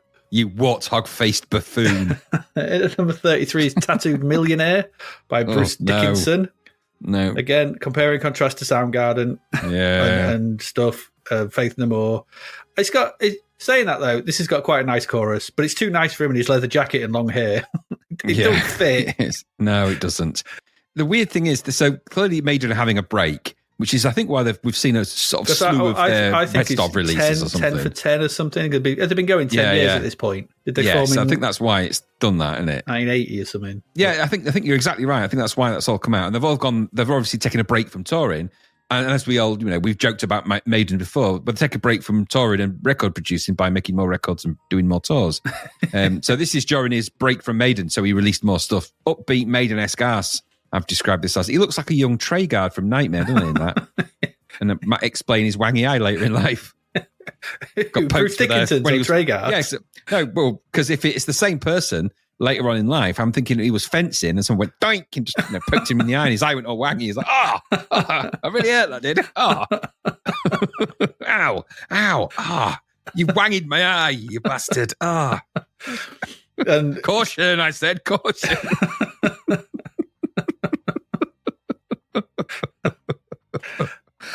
I digress. Anyway. You do. Number 40 is, you could digress into this if you want. It's Cradle of Love by Billy Idol. Oh, God. No. Speaking of past their time. My God. Still. It won't stop. He's sneering this again. He's gone past 45 degrees. He's got a big, I don't know how he does it. It's got if you angled this, you could set square this. It's just crazy. I know. You can't tell me that after a certain point in time when that curling of your lip in that way that he does that just becomes perverted and kind of like, ugh. No, it's like, when you're young and you're a bit of youthfulness about you and it's when you're doing that kind of thing, you're a bit punky, but now. No, he's 47 by this point. Exactly. This is, it's like Shaking Stevens doing it. Yeah. No one wants to do that. Nobody wants to do that. Nobody wants to do that at all. It's just not very good. No. 29th of April, in at number 8 is A Dream to Dream by Soul or Soul, which I then thought, if a dream's a dream, then that's actually dream equals dream. Yeah, true. Very true. By Soul or Soul. Yes, they're just playing with us now with their logic bombs. I know. Are they not? I know. My sides, they're so Zor. So Zor, they're splitting. It's a different beat, but the same issue. Boredom. It's so smooth as well. Smooth and boring. Smooth and boring. Very boring. Yeah. Very safe. Very boring. I am just like you. I'm just a human. It's the new Formantics. Yeah, it really is. And at number 12 is Nobody Spawned a Monster by Morrissey. They bloody well did. Yeah, this seems to be chasing a more Manchester sound with that drum beat. But yes. I found that, did you ever want to see Morrissey dancing sexily against the rock? No, nor did I ever want to see him wearing what looked like, I don't get, some voile, I think. Some voile outfit. I can't unsee it now, unfortunately, due to this podcast. Feel like I'm owed money. In at number 33 is Hold On by On Vogue, their debut single. Yes. On Vogue.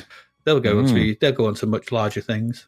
They do. This is a good track. It's not their best track. That comes. It might very well be the next one they release, which is obviously their famous sort of bop, isn't it? No, you're never gonna get it. Not this time. That's such a good track. That is. Yeah, I like it, and they're amazing looking. I mean, goodness, I watched the video. I was like, wow, forget how stunning they all are. Crazy good. And at number 41 is Soon by My Bloody Valentine. More shoegazing. It's in full effect. Yes. Gaze at your own shoes. Yeah, it's an okay tune, though. It's all right. If you can discern the tune, that is, we say. Did people shoegaze by proxy? So could you, if you didn't have decent shoes to gaze at, could you gaze at someone else's shoes? Was that the way it worked? You could gaze wherever gaze at, yeah. You could put but people replaced handbags on the dance floor with shoes. And so you just took your shoes off and then danced around another pair of shoes in and just put them down and people danced around a pair of shoes. Okay. Yeah, and then they clacked a bit of woods together. It came with a whole maypole thing. It was very weird. Explains the early 90s shoe war with Clarks and Windsors, doesn't it? Absolutely. The Clarks and the Windsors went to war. Remember the poems about it? Absolutely. And then we all know that World of Shoes won out. It did. Well, this is it. Yeah. And it was inevitable. The war between them only lasted a few short hours because they never had the sizes, did they, that they needed? They did not know. When you're running at someone sort of thing, one of those foot measurers, it's not very threatening. Just tie the laces together and spin it around and just see someone get it wrapped around the neck like one of those like bull things. God, size 9s. Winkle pickers. It's all we had. Loafers. Yeah. Archers on the loaf. No, why are we firing shoes? Can't we use arrows? I said loaf. Damn you. Absolutely. Stop using Crocs. They're not aerodynamic. Nobody should wear Crocs, by the way. Well, they're using them as weapons. And at number 58 is Stepping Stone, Family of Man by The Farm. No. I remembered this. No. I hated it then and I hate it now. Yeah, and the drum beat they use, by the way, is a drum beat that's used in a million tracks sampled. It's from the Winstons' Amen Brother, which is a 1960, I want to say 1968, 69, 60-ish track, which has got that famous breakbeat. The breakbeat itself is a lot faster. So if you listen to it, you'd be like, oh, is it the same? But if you slow it down, you'll hear that, and it's used in a million rap tracks. I mean, loads of them, loads. Mantronics uses it, for example, really heavily as well. So it's just that. So they've just discovered that. I think they've actually sampled Mantronics' version of it as well. So they've sampled, you dirty samplers. Rubbish. And at number 67 is Hippie Chick by Soho. It samples the Smiths' How Soon Is Now at the start. Nobody should sample the Smiths and be allowed to survive. That beginning to How Soon Is Now is actually all right, though. No. It's okay. You can't. Until he starts singing. Which that's okay. It's okay. I remember this. Hippie Chick. It's all right, but nothing major. Maybe. Finally, in at number 72 is Save Me by Fleetwood Mac. I can only feel that this is a cry for help from someone in the band. Because this is rubbish. They sorely miss Lindsey Buckingham, who's buggered off by now. And they sound really unlike them. It feels like a song from an album, as we talked about it up there. It's not very good. They're trying to remake Tango in the Night, but failing totally to capture it. It's just bland. Bland AOR is the thing that should never be levelled at Fleetwood Mac. But they manage it admirably here. There you go. That's your singles. Let's quickly get through the albums. 1st of April, in at number 4 was The Best of Van Morrison. Okay. Compilation album that basically, boosted him back into critical and commercial success, becoming one of the best-selling records of the 90s, helped revive his mainstream popularity. All the popular tracks of the previous times were on it, weren't they? So yeah.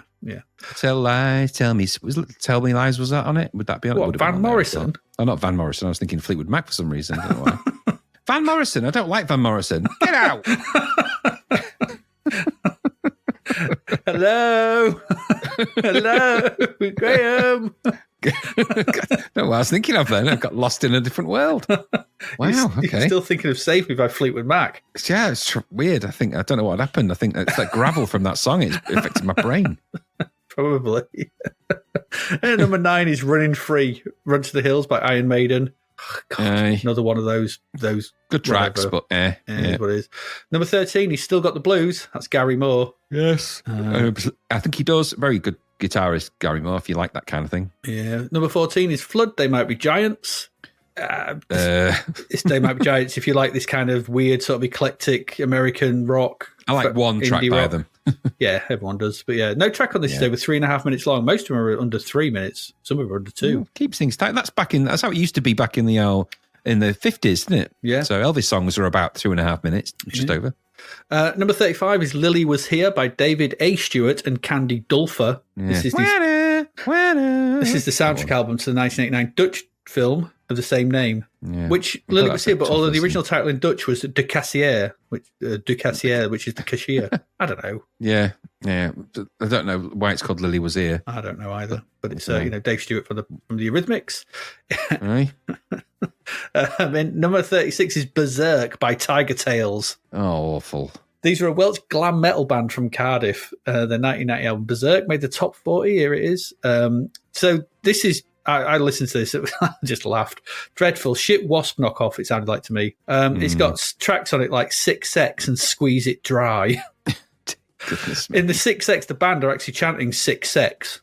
I don't know. I thought it might be a piss take. Then the second track kicks in, Love Bomb, and I realised it wasn't. He's got a proper screechy voice. Yes, he does. And that cover, which I posted there, is just crap. Yeah, just utterly crap. I don't remember anyone liking Tiger Tails ever. I don't remember them at all anyway. So I think I seem to remember I think I've seen them, but I think it's Record Fair where I might come across them at some point. Right. Even then I was like, yeah. So, and you bought Dangerous Toys.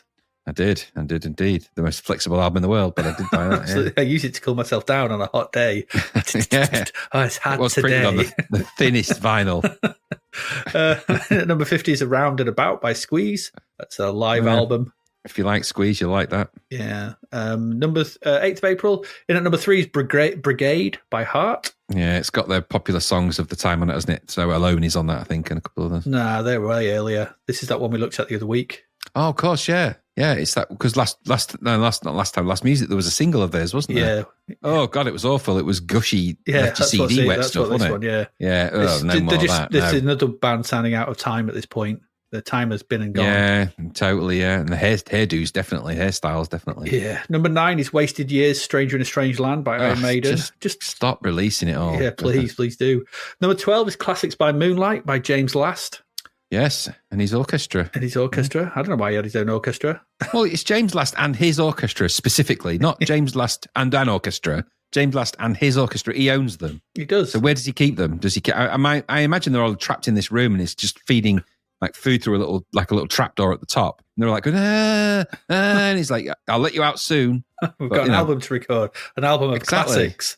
And they keep themselves in, they keep their spirits up by playing music, and he records it. Yeah, Rebel's Bolero's on it, the Blue Danube, it's all stuff like that.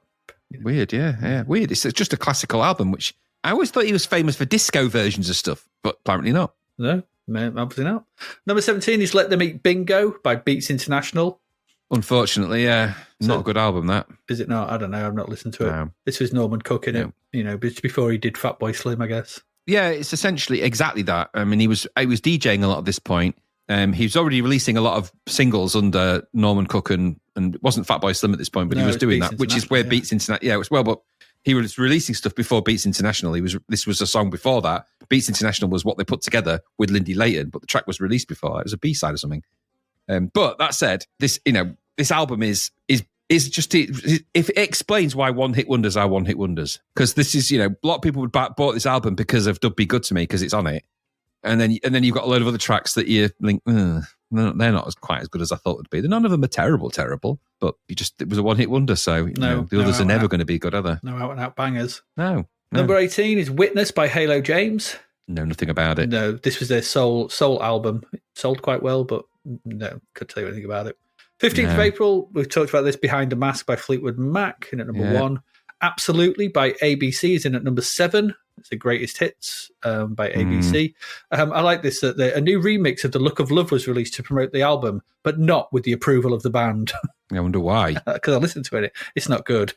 It's really shit. It's really bad. Absolutely. Really bad.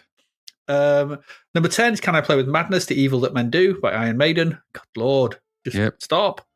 No, we can't. 22nd of April, in at number 3 is Dun Dun Dun Dun Dun Dun Dun. Alana Miles by Alana Miles. Again, popular for one song. Could anyone name another track by Alana Miles? I could not.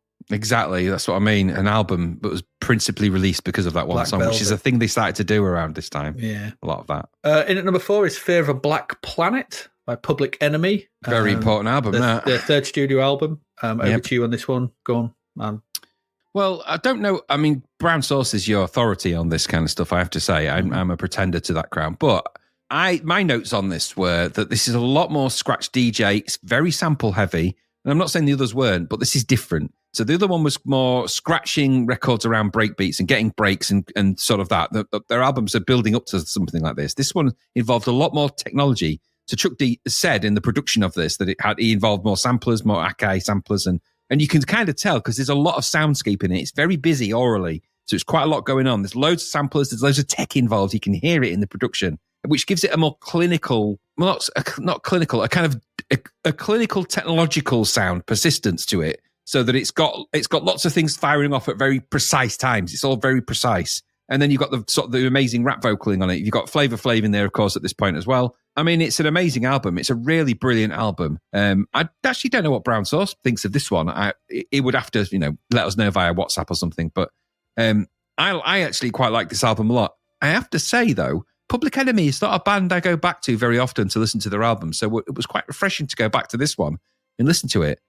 Because I haven't listened to them in such a long while, and you forget how aggressive and angry. There's a lot of anger in all of their stuff, I know, but this particular one, there was a lot of controversy surrounding the band at the time, and I can't remember why. It was something to do with some accusations of, I want to say anti-Semitism or something, but something had happened anyway about somebody they knew or somebody that was involved with them or something like that, and there was a big blow up about it. It was really and so this album has a lot of anger and expression about that kind of thing, and hence the tracks like the 9/11 track that was on, the 911 track on there and things like that. There's a strong message, central message here, but done with a very unusually clinical, very heavy sample-driven methodology, which feels less turntable-y and more samplery, which probably makes no sense, but it's the best way I can explain it. Fair enough.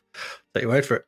And at number 7 is Days of Open Hand by Suzanne Vega, her third studio album, following on from obviously a debut album and then Solitude Standing. It's an okay album. I don't mind this. I prefer her first album still. I still think her first album is the best thing she did. But there's some good. You're always putting her in that box. Good tracks on this. There are some good, nice tracks on this, and it's still Suzanne Vega. And I will always, I listened to it today, and I was like, yeah, it's a good album. There's just something. There's something about those first album songs that just were just better, I guess. But yeah, they were just really good. I mean, she made quite the impression, didn't she? But is she a vegan now? Is it Suzanne Vegan? No? I don't think so. No. I thought she would have been. No, I still think it's Suzanne Vega. In at number 11 is The Clairvoyant Infinite Dreams, live by Iron Maiden. More Iron Maiden, more Maiden. Rebel Music by Rebel MC is at number 18. Yes, he is, featuring the very popular tracks Bomb Bomb Biddly, Biddly Bomb Biddly, Bomb Biddly Bomb Bomb, Yo Biddle My Diddle, Diddle Bomb Biddly Bomb, No Sugar in My Tea Full, that's featuring DJ Biddle D, and This Tea Needs Milk Too from that's the Bomb Diddle mix. Very bomb diddly that. That's quite the eclectic mix of tracks there. I'll look forward to listening to that later on. They've got a specific sound, and it's the sound of the bomb diddle. It's bomb diddle. And at number 43 is Eclipse by Yngwie J. Malmsteen. Fast arpeggios. I guarantee there are fast arpeggios on that album. It's his fifth studio album. It's Yngwie Malmsteen. What do you want to say? Yeah, I mean, he's one of the all-time shredders, isn't he? Super shredder. And he's whether he's sweep picking or whether he's doing alternate picking or whatever he's doing. I mean, he is like crazy fast on a fretboard, but at a certain point it turns from being musically arpeggiated niceness to fretboard wankery. And there's a very fine line, and this particular album is really wankery. So no. Yep. Number 47 is The Good Son by Nick Cave and the Bad Seeds. Yeah. I like Nick Cave and the Bad Seeds nowadays, but I didn't then. Yeah, this is there's a bit on the wiki says, after 2 dark and harrowing albums with Your Funeral, My Trial, and Tender Prey, this was a substantial departure with a lighter and generally more uplifting sound. It was inspired by singer Nick Cave falling in love with Brazilian journalist Viviane Caneiro, and an apparently solitary spell in rehab, which purged much of despair. Cave later said, I guess the good sun is some kind of reflection to the way I felt early on in Brazil. I was quite happy there. I was in love, and the first year or two was good. The problem I found was, in order to survive, you have to adopt their attitude towards everything, which are kind of blinkered. Don't like Brazilians then.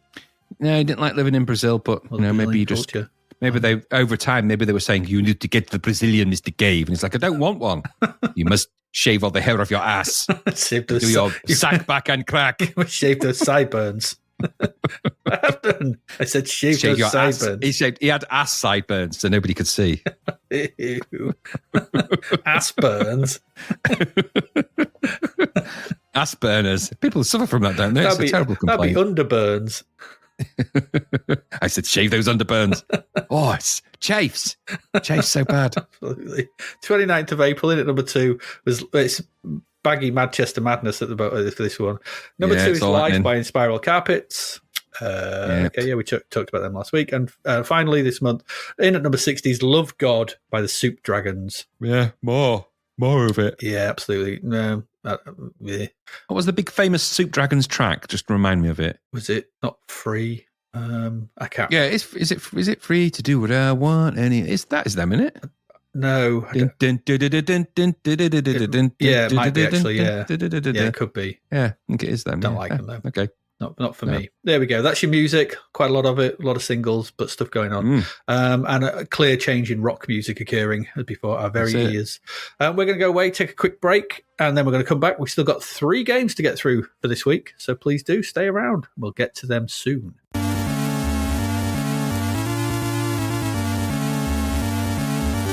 And we're back. 3 games still to get through. Graham, it's over to you for that first one, and it's all over to you to tell us about P47 Thunderbolt. $9.99 this. It's a lot, isn't it? It was. Got 61%. It was published by Firebird, but developed by Source. The coder here is Mike Chilton. Now, he did Firetrap and Predator. So, okay. Which surprised me a lot. The graphics are by Ross Harris. The title screen was Ross Harris. The musician was David Lowe. He did Final Fight and Power Drift. Okay. There's some chops behind it a little bit. Firetrap, I remember it being, we thought it was quite good at the time. Predator, well, the attack of the angry turd, wasn't it? But it was still good in places. So what's all this about then? Well, first off, it's an arcade conversion, which I've never heard of this game, by the way, up to this point, ever. So this was an arcade conversion. And the arcade was, in fact, produced by some company called Jellico. Jellico in 1988. So it was released in Japan, P47. It's called P47 The Freedom Fighter in everything else. And even on the box and also in the title screen for this game on C64, it also says The Freedom Fighter. So why they've put Thunderbolt on it, I don't know. It's a bit weird. I don't know either. So there's no crazy specs for this arcade particularly. It's an arcade, so I'm not going to go into all the technicals of it. But it's a side-scrolling shoot 'em up essentially with a sort of 1942 twist. Sideways 1942 would be not really quite the way to sell it because it's not set over the sea, all of it. But it's the same sort of aeroplane, same sort of era, isn't it? Yeah. So it's that kind of era. So that's essentially what the game is. Now, I've got a bit of blurb, which I'll read you from the manual for the C64 version. Well, this is actually, it might be the Amiga one, because this was out on the Amiga, and I have a feeling this was a deport. I don't think the C64 was the main focus. It wasn't the target. So it says, the instructions say, P-47, the plane. The Republic P-47 Thunderbolt, hence the name Thunderbolt, I guess, was one of the top American fighters in World War II. In 1943, they were under the control of the British RAF Fighter Command and, operating from bases in England, their principal tasks were relatively short-range sorties over northern France. The following year, they were equipped with drop tanks, giving the extra fuel needed to complement their immense firepower and enable deep daylight raids further behind enemy lines. The P-47 was at the time the fastest and heaviest bomber in the US Air Force, and in combat consistently proved its immense strength. With exceptionally good dive characteristics and hard-hitting armaments, the lead sled was that's what it's named. The nickname, the lead sled, was the eighth. Sorry, it's hard to say this. The lead sled was the 8th Air Force's premier deadly weapon. Okay. So in the game then, it says fly your P-47 through 8 frenzied levels of enemy activity, bombing ground vehicles and shooting aircraft. At the end of each level, you must confront and destroy a large enemy battleship, tank, or plane to progress to the next level. Along the way, there are several pickups. Each time you collect one of these, your energy level increases, starting at level 1 and increasing to a maximum level of 4. The energy level determines the number of special weapons that each pickup releases. For example, when you have collected the pickup for bombs, you will free 1 bomb for each level of energy. Does that make sense? Maybe it does. Maybe. And then there's a little weird blurb on this that says, end game. On completion of all 8 levels, the Spectrum C64 and Amstrad version of the game will wrap around to start again. On the Atari ST, Amiga, and IBM version, you will receive a congratulatory message and be given the option of running the mission again with a greater degree of difficulty. There are 4 degrees of difficulty. So there's nothing like telling you on the instructions that there's no ending to the game on the version you just bought, is there? Nope. The pickups you get are all labelled with letters. I'll describe the game in a moment, but just so you know, you've got B for bombs, which you can drop, E for spray missiles, M for multi-missile, S for speed up, T for directable fire, and 1 up gives you an extra life. Okay, standard shoot-up stuff, all of that really. Nothing fancy, and that's all the instructions you're going to get. Yep. So it's a multi-load game, this. Puzzlingly, this is a multi-load, and you get the title screen when it appears with some pretty crappy music. Now, I would say this also, when it's loading, features possibly some of the worst digitized images we've seen yet, because this grey splat of an image appears over this green raster bar, badly shaded landscape, and it's clearly a scan. It's a scan of the aeroplane. It just says North France at the top left-hand corner. There's a scan of it. But it's utterly crap. It's a scan, and the Amiga version has that exact thing. So they've just taken a picture of the Amiga one or scanned it, or they've got a version, put it through the conversionotronic or the crapo filter, whatever you want to call that. So you end up with that. And then when you get like a really crappy title screen, it's a bit confusing because you've got to, if you just started the game, it starts it in keyboard mode. You've actually got to tell it to go into the first player, tell it what joystick port you're using. If you don't do that, you look at it going, why isn't it moving? Which is what I did. Anyway, so the game itself then, I mean, goodness me. This is meant to be a side-scrolling shooter. Right? Now, let's just list to me, Adrian. I want you to list the first 3, and it doesn't have to be set in this particular same place. Just list to me your favourite top 3 side-scrolling shooters. Go on the C64. Armalite. 1. Silkworm, I don't know if that's my favourite, but Silkworm. I don't know. Nemesis, exactly. Salamander. R-Type. This doesn't sound R-Type. Yeah. Now, Scorpio. Most of those had, there was some of them, like Armalite, had no problems. You know, Armalite as the kind of cream of the crop. Loads of enemies on the screen. Really nice graphics. Very accomplished. Delta, another one. Really accomplished. Sanxion, even if you go that far back. Yeah. Really accomplished side-scrolling shoot-'em-ups. You know, on a C64, it can be done, right? Oh, God, yeah. So the benchmark is set. It can be done with a bit of time and effort. Then this comes along. Now, bear in mind, this is full price. So this is an arcade conversion. This is full price. The C64 version comes along, and I can tell you, it is absolutely shit. And I mean bad in a way that it's almost embarrassing. This is such a step back for the C64 in terms of game quality and everything about it, that it beggars belief. It's like looking like something you would expect to have seen in maybe 1985. Really crappily drawn graphics. There's quite a few sprites on the screen, enemies. It looks and plays on the surface. It's like it's of the arcade. I'll give it that. So it has the same aeroplane type side-scrolling notions. But I mean, come on, the list of problems begins. You've got a really crap UI. You've got 3 aeroplanes at the top and you score. They're not even labelled. They've not even bothered to label them. Nope. So just so you got 1 player toss and 2 player score if you play it 2 player. I didn't play it 2 player, so I don't know if that's simultaneous. I hate to think if it is. But either way. So when the game starts, you've got a giant blue, mostly blue in the background. You've got a crappy mountain range at the bottom of the screen. This does change a little bit later down the line. But you've got an initial level, crappy mountain screen with green-topped mountains with white. It's like, what? Why? Why is the brown at the bottom and the green at the top? Are you stupid? Are you that stupid? You've drawn the mountains upside down. Because mountains are snowy at the top, then it gets rocky, then it's kind of grassy at the bottom. That's just how mountains work, you stupid fools. And then underneath that, you've got like a layer of grass, badly dithered grass. You know, the dithering on this is bad. It's bad dithering. Yeah. Then you've got the aeroplane sprite, and you're like a little aeroplane-ish looking thing. It's all medium res, so it's about as medium res kind of look to it. It doesn't look much like an aeroplane, really, and it doesn't move like one. And then you've got airplanes coming at you different directions, and then you'll have other things that I'll talk about in a moment. So in principle, it's the shoot 'em up game. Things you flying from left to right, things coming towards you from right to left, and you shoot things that get out of the way. They release certain collectors, you collect those, and you get speed ups and things like that. Shoot 'em up 101, right? Yeah. But this one's got jerky scrolling. Problem number one. Yeah. How many times have I got to say it? How many times? D016. The C64 has a setting to smooth scroll. It moves the screen 1 pixel to the left. If you loop that round and then you move the characters 1 across, you get fucking smooth scrolling. So you've got then you've also got on-screen glitches as well. So just to add extra measure, you've got glitches, because this is what baffled me. There's glitches and slowdown. There's a glitch in the top left-hand corner, a raster glitch. So there's a timing glitch. So it's going flickering, like you get that. Okay. Yeah. Sometimes you see that, but I wouldn't expect it nowadays. But that's just another sign of crap coding. You've got slowdown even with less than 8 sprites. It's like, what are you doing that's making this machine work so hard? I don't know. That it can't cope with the hardware sprites that it's been given. Don't know. You've got such crap graphics, really badly drawn backgrounds that have got upside down mountains. Crap use of colour right the way through, crap attempts at a parallax effect, because as you fly along, the bottom ground moves a bit, then you get these giant things that go jerkily across the bottom that are meant to give you kind of sense of parallax depth. It doesn't work. Jerky scrolling and parallax are not compatible because it draws your attention to the scrolling.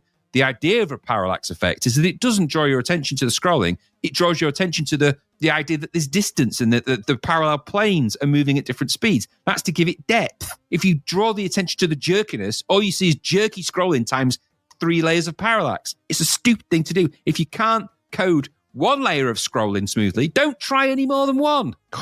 Did get me mad, this game, AD. I can tell. Crap sound effects, really awful sound effects, pew crappy sound. It's just crap.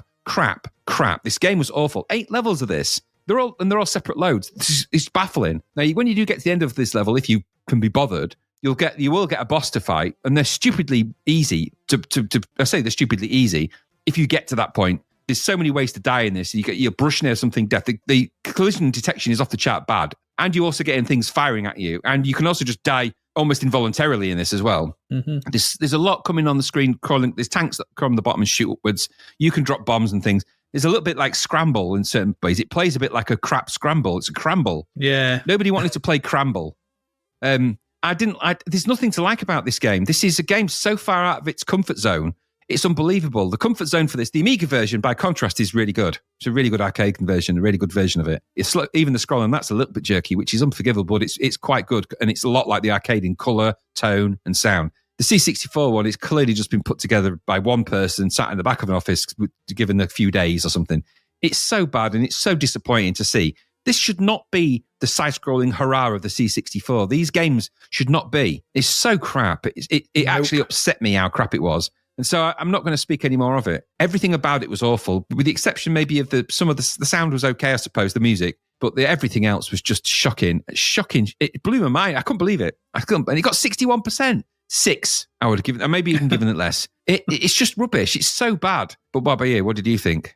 Yeah, I didn't like it. It's another side. I've written the same as you. Yet another side-scrolling shooter on a machine that has a register for smooth scrolling, that has jerky scrolling. I don't get it. I don't understand it. We've seen loads of games that scroll fine, scroll the whole screen at that. I think things like that, even that Dynamite Ducks we saw last week, you know, scrolled the entire screen really smoothly in multiple directions. Can't get my head around it.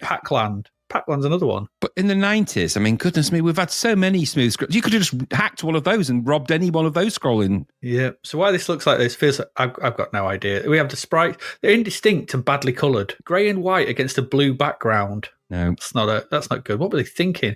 And it also feels you flicker for ages when you die or something. You flicker for ages. I was thinking, is it flicker? What's going on? And it's jerky. The movement's jerky. Nothing about this feels smooth or enjoyable. We had Silkworm. I mentioned Silkworm not so long back. It was very similar to this. That did 2 players. I remember that being better than this. You know, whatever. I'm not sure what went on here. The C64 version is horrible to look at and play. It doesn't seem like anything. It really does seem like anything is fine to release these days at this point. But I'd have been sorely put out if I'd have paid a tenner for this. Just, that's really bad. Scrolling sprite-based shooters is something the machine can do with ease. Like you said, it has hardware registers to put sprites on screen and scroll the screen back. All you're doing is moving the characters in the background. What happened here? What happened? Yeah. I don't know. I don't know. And like you said, upside down mountains. It's really weird. Terrible. I don't get it. I don't understand it. Yeah, it's not very good. It's not very good No, at all. it's not. P47. It needs. One might make a joke about a P45 for the people who made this, but I don't know. No, go away. Terrible thing. Terrible thing. Let's move along. Let's move into our next one. Still got 2 left. And this is another downput from the Amiga. This is eMotion. eMotion. Or as it's otherwise known, the game of harmony. I'm going to speak for a while in this kind of voice, as it was otherwise known. Sweet harmony. Because this is from US Gold. Conversion here is by the Code Monkeys. And according to the back of the box, this is the first new age computer game. Take it easy. Take it easy, man. Yeah. But it also says eMotion is here to entertain, not enrage. To expand your mind, not explode it. They're all in capitals, those E. It's like, dear. Shouting. So it also says this is on the back as well. It made me laugh. eMotion, E is for Einstein. Right. So Einstein motion, that doesn't make any sense. This takes you to a world outside the stress and tension of the 1990s, a new age. Here you can play to win, or simply to enjoy the ever-changing kaleidoscope of rich colours and infinite patterns. eMotion allows you to manipulate nature, moving through 50 levels of multicoloured puzzles and challenges. eMotion is for everyone who likes to win, but also wants to see the 21st century. What does any of that mean? No, I'm not sure. Nothing good. No, I'm just a human. I'm just a human being. That's literally it's what totally that, isn't it? eMotion, the game so there's the game that does for computers what Einstein did for particle physics. That's what it also says on the back. It's a bit of a bold claim, that, isn't it, really? that's right. That's exactly what I've read. That's quite the claim. Got quite a lot to live up to here. So the loading screen gives us a hint of the visual downgrade we're going to here, because it's got a version of the Amiga and the other 16-bit loading screens. It's showing, it's kind of picture of Einstein with his kind of crazy look, and he's got gazing into a crystal ball. It's got more balls inside it. I mean, that's good. But this version, you got to squint a bit to sort of see that. You have to squint. You do. That's being kind. Yeah. Is this a magic eye picture?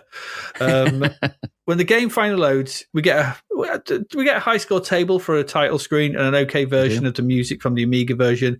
It's nothing special. The title, the sort of layout, the font and stuff, it's okay. It's in a big sort of box, so a big sort of blue box. Pressing fire, that gives us some options. We get loads of options. We can play or practice the game, choose from a 1 or 2 player game. We can change the control method from normal to alternative, and finally choose whether player 1 or 2 uses keyboard or joystick control. So there's some, it's another 2-player game, but I'm not going to bother with practice. It just lets you play the game without the tension of the main game. So this is the book where it says, you just play it, man. But unfortunately, it can actually lead to a situation where you can get stuck, I think. Because it doesn't do a certain thing, which kind of needs to sometimes actually happen. So anyway, you can actually get stuck. Anyway, pressing 1 starts the game.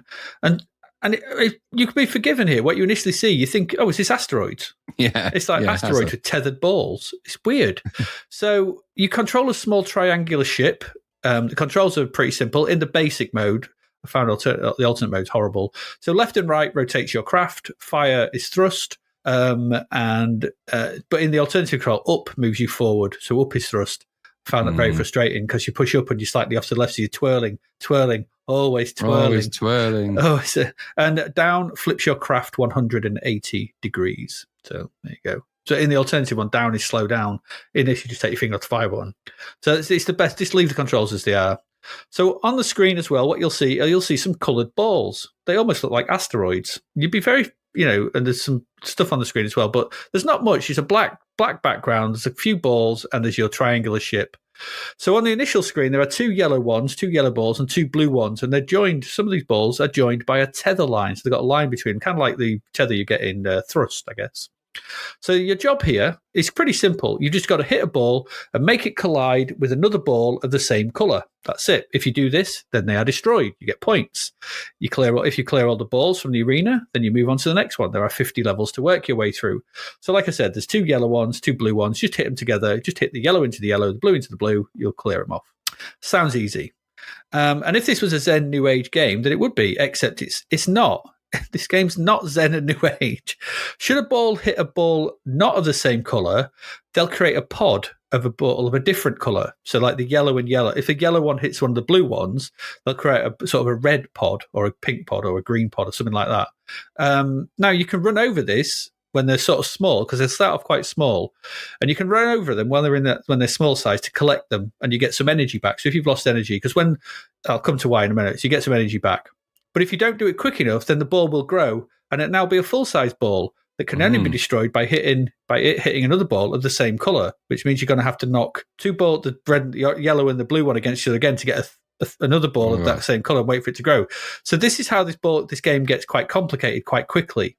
Because everything's physics-based, the balls themselves are physics objects, and they'll float around the screen. When you hit them in a direction, they'll float around, and they sort of wrap around as well. So if they go off the top, they come off the bottom, they come along the bottom, which you can kind of use with the tether, because if they're tethered and one goes off the top, it'll appear at the bottom, and it'll kind of always pull them together. That's kind of how you want to do it, really. Yeah. But of course, the more balls on screen, the harder it gets to direct balls of the same color towards each other. Okay. And very soon it's quite easy to have a screen full of balls, creating more balls and just pods and balls, and it's just different colored balls. Because once you get, like I said, if you get the blue and the yellow, say, and they make a green, if you hit the green and the yellow one together, they might make a red. And suddenly you've got all colored different balls, and you're like, you're trying to remember what makes what to try and create something. And very soon you'll be out of luck. And this might not be so bad. Okay. But the full-size balls have a limited time span, and they shake and shudder. So they sort of shimmer, and they shake and they start shuddering quite fast over time until finally they'll explode. And you only need 3 of them to explode, and that'll just wipe out all of your energy. So if you've got a lot of balls on the screen, and you're just done for. Your energy bar is shown as a bar. It's a simple UI at the top.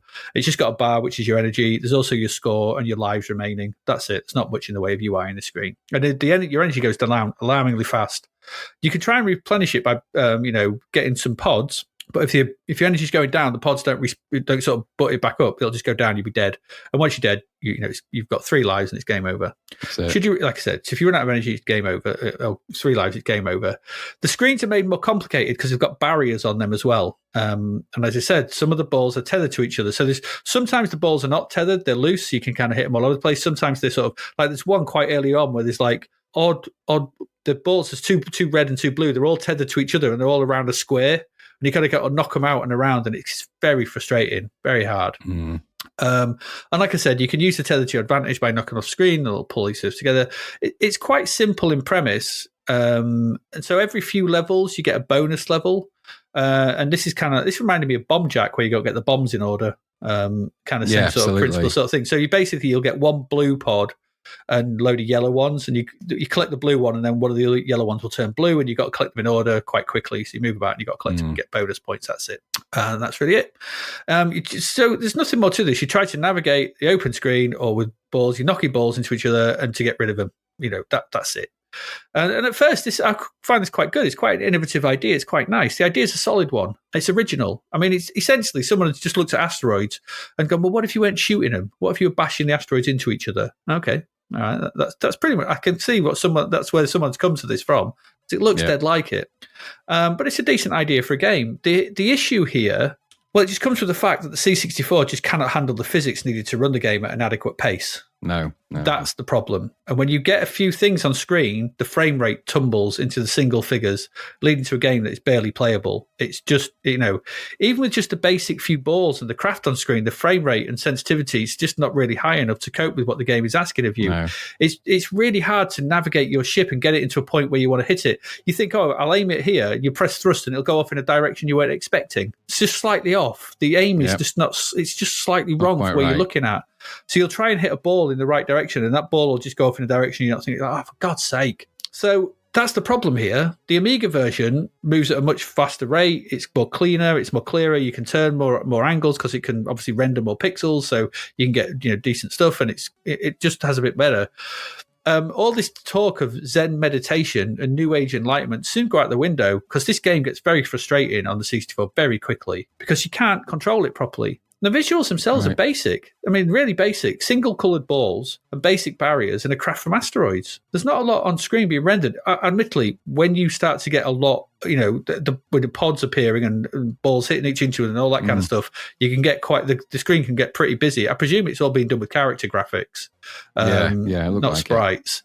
So it's trying to fling around lots of characters and the physics going on in the background. It just brings us to a frustratingly unplayable state. And it's just not fast enough to navigate properly. And it's a shame because I said the idea is a good one. On a more capable machine, this would be quite a good, fun little idea. You ram into... I was watching someone play the Amiga version and they were just ramming into the balls and sort of negating the tether and smacking them together. On this, it's barely possible to get enough speed to hit something into its... when they're tethered together, you hit it with enough pace because the machine's just not generating enough speed to hit it that way. It's just too much. So, there's not a lot you can say about this one. It's a good idea, and it works on the Amiga, but this C64 conversion has just run up against either the limitations of the machine or it's not particularly well coded. I don't know which it is because there's, like I said, there's not a lot moving. There's not a lot on screen, really, but I think this is not a game that the machine was built to handle very well. And I think a 1 megahertz processor or slightly under just can't cope with the calculations that it's being asked to do and run it all at a decent frame rate to allow you to control it. So, bit of a shame, really. What did you think? Well, I'm not going to argue with you about all of that lot because I think you're right. It's just, I think had the 64 had a little bit more megahertz maybe, or a little bit more, maybe this would have been better. Don't quite know why they've done it the way they've done it either. But it's a nice idea for a game. Very mobile-like, isn't it? Very modern mobile context. Oh, absolutely, and obviously Amiga-friendly. I found it quite easy to get into, although it is obviously rock hard, but and very quickly frustrating. On the frustratometer, it's quite high quite quickly. Yeah, it's nothing new agent about this. No, nothing. It's just old-fashioned anger-inducing sort of clacking of the balls. I thought the graphics worked in service to the game. I wouldn't say they were, the Commodore 64's finest moment, but you've just got balls and lines, got clacking and a bit of background. It was a challenging puzzler with lots of complexity around the edges, but just on a platform that was incapable of delivering the experience it probably deserved. And it reminded me of a more modern mobile game called Atomas, which is a game where you have to clash atoms together. So it's sort of similar to that kind of idea, I think. It wasn't a terrible game. It was a terrible price for this game, though, 10 quid. Yeah, it's full price. And I don't think it deserved 79%. I don't know. It felt maybe it's a game that's probably more 60s than late 70s in terms of its percentage score. But it's a nice idea. And, in a sea of utter shite, it's probably the best that we've had so far, at least. Yeah. I did enjoy playing it, but I didn't enjoy playing it for long. And as I'm trying to work my way through it a bit more, I'm being very lenient on it as I'm playing it. I'm like, I'm kind of making myself enjoy it more than it's actually giving me. It's not giving me a lot to go at. You're fighting it a lot of the time. Exactly. That. Yeah. Yes, you are. So. And it gets complicated for that quite quickly and annoyingly so. So you just find yourself sort of more chance clacking than and anything else. And the screen wrapping thing actually started to do my head in terms of the physics and also of it. as well, once a level goes wrong, you're screwed. Yeah. Once everything goes out of control, that's it. You might as well just wait until everything blows up because you can't bring it back because you can't control it well enough to knock balls into balls. No, absolutely not. No, but I enjoyed what I played. I don't think it's 79% worth of enjoyment. I don't think it's the right price for something like this. This would have been more comfortable at $2.99. I think it might have sat better then. And it just needed a little bit more attention paid to the graphics. Just draw them and supposed to I think looks like they just badly scanned them again because it's all a bit washed out colour-wise, isn't it? So they're just single colour blocks. They're just single colour. Yeah. But just a bit, I don't know, just lacks a little bit of due care, which a lot of these games that are deports are all suffering from, aren't they? So yeah. There we go. That's emotion. I don't think it does for computers what Einstein did for particle physics, that's for sure. There's no emotion for how I'm feeling. No, feeling very ennui. Let's move to our last game for the week.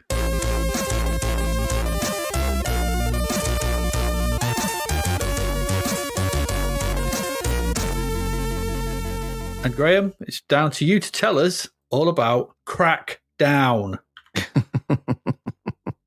Another arcade conversion. Yeah. From the Arcade Obscura, I think. Now, maybe I'm wrong, but I don't believe I ever saw this in the arcade knowingly, ever. Don't think I did. And maybe I have, but I'm pretty sure I haven't. So this is Crackdown, $9.99. It was 88% it got. Published by US Gold. A late entry from US Gold, really. Copyright was Sega, the developer Arc Developments. The coder was Chris Coupe. He did Cataball, and Storm Warrior did Mr. Chris Coupe. Yeah. And the graphics are by Paul Walker. He was in Fast and Furious. No, he wasn't. He was, but not this Paul Walker.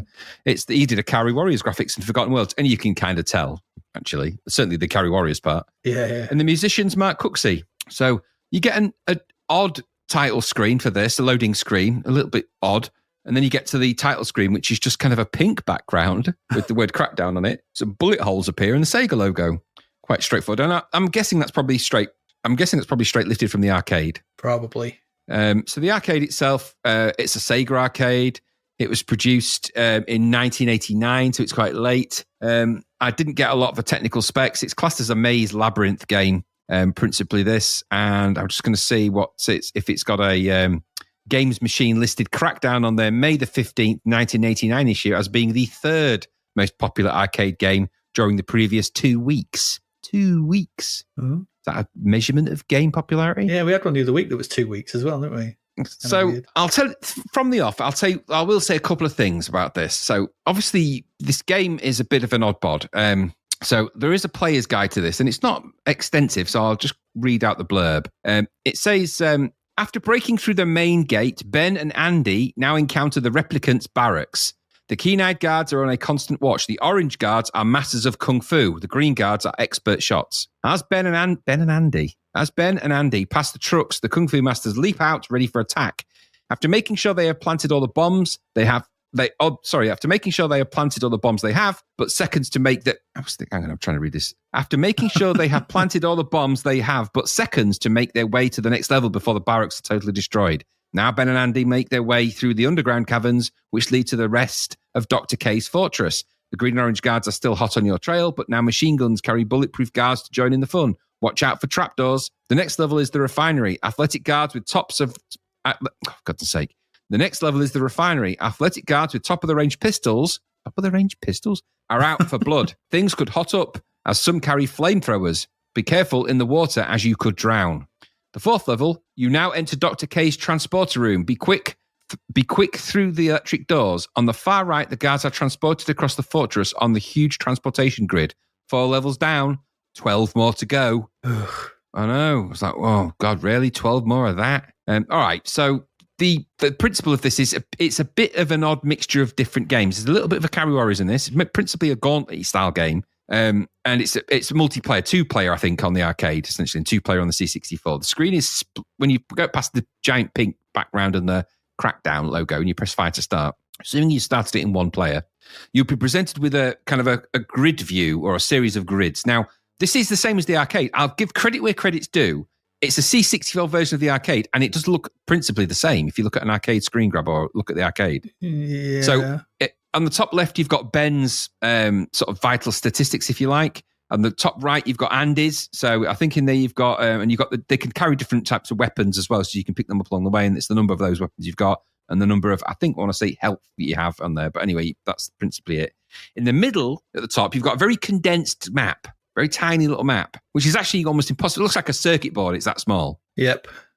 So you could look in at, so you can sort of, there's an area that's highlighted over that, which is kind of where you are. And there's a tiny, like a pixel. And I don't even know if it's even smaller than a pixel, but it is a really tiny view of where you currently exist in there. Now, I found it really challenging to be able to use that map to any great effect. I just kind of winged my way around. And then on the bottom left-hand side is where your player 1, 2 would have their view.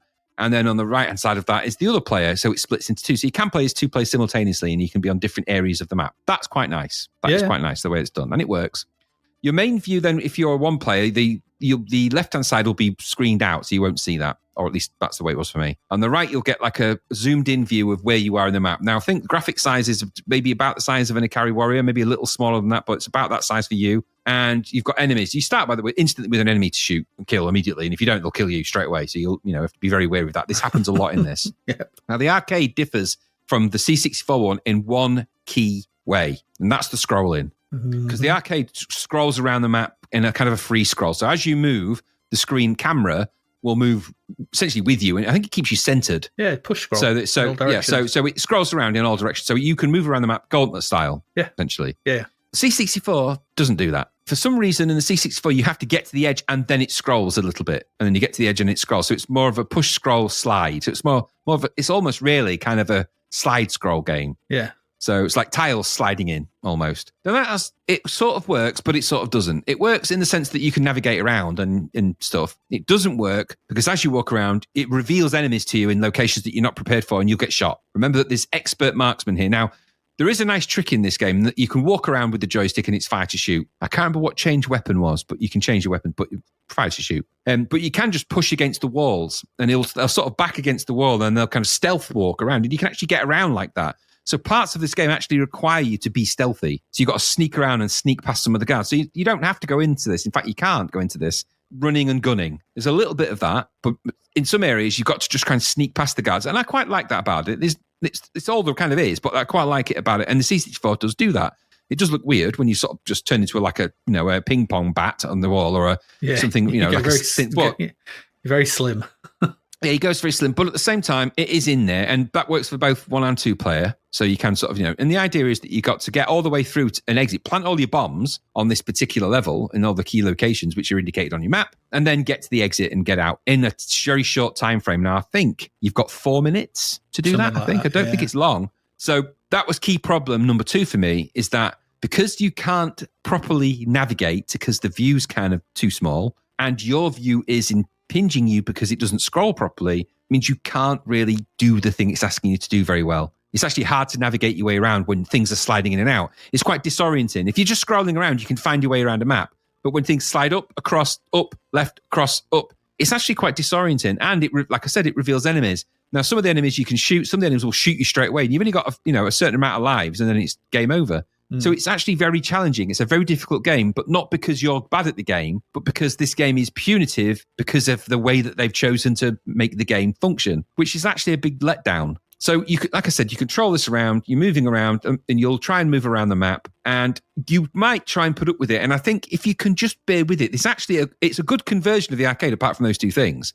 So it's kind of all there. All of the arcade is there as well. All the levels are there. It's multi-load. But all the levels are there. Or is it multi-load? Yeah, it's multi-load. All the levels are there. Everything's in it. And it's got all the little sounds and interstitials. It's all kind of there. I'll give it its due. It is there, but it's not the same as the arcade. It doesn't play the same because you've fundamentally changed a key mechanic of the game. And if you do that, you've changed the game. So the push scrolling on this particular version, 64 version, means that navigating the map is very difficult to do because it's hard. It disorients you very much. And the time limit you've got then becomes a major factor. I could not finish the first level with 4 minutes. I just couldn't. I found myself not being able to find my way to all the bomb places to put the bombs down in enough time to be able to get out. I just couldn't do it. Maybe it's geared and more friendly to 2-player. Maybe it's easier if there's 2 of you doing it, and maybe it is. But if that's the case, then it's probably another problem. Maybe that's the same as the arcade. I don't know. I didn't play the arcade. I did look at the arcade, but didn't play it. So I quite liked the ambition, and I quite liked it. I can't figure out why they did the scrolling the way they did. I don't understand that. My only thought process was that the way you would need to scroll the screen like that on the C64 might not be frame rate friendly to have 2 things scrolling around. So maybe they've done it push scroll because it's you move and it scrolls, and no one's going to be scrolling too much at the same time. So there's not too much happening all at once in terms of which direction things are scrolling. And it would be quite hard to do because you'd have to literally split the screen right down the middle. So you'd have to have quite heavy control of the rasters that you're interrupting and stuff, and it would be quite difficult to do. And that black column down the middle would have to be sprites, which it probably is. But I think that's probably the payoff, is that to have smooth scrolling in every direction for 2 characters at the same time might be beyond what the C64 could do without glitching, or maybe what they could code without glitching. I don't know. The background graphics themselves, they're all right. They're an approximation of the arcade, but done C64 bas relief way. So this, there's some big blocks, big slabs of tiles, and then you've got some little mini tiles, and then you've got lots of sort of grey borders to things. It's okay, but it's nothing special. And your sprites and everything else, they're a bit bitty and a bit small, and they're not what you'd call brilliantly animated or anything like that. Nothing's going to set yourself on fire. Nothing's going to blow you away. That this is an arcade conversion it's another one of the weird ones. I liked the idea of the game in principle, but I found the implementation on the C64 was not conducive to me enjoying it. And it's not just down to the scrolling. I found the game was just a little bit unforgivable. the crack shots are real crack shots, and they're quite hard. And sometimes you'll just start on a screen when you respawn and die pretty much instantly because there's an enemy there. And there's a little bit of silly logic in some of it. Daft things that could have easily been remedied in this game, I think, and made it better. Now, it reminded me of another couple of games we've seen where you've had this kind of two-player shooting at this kind of level. Akari Warriors being one of them. And Akari Warriors, I remember us liking that and thinking it was quite good. It was good. And so it can be done.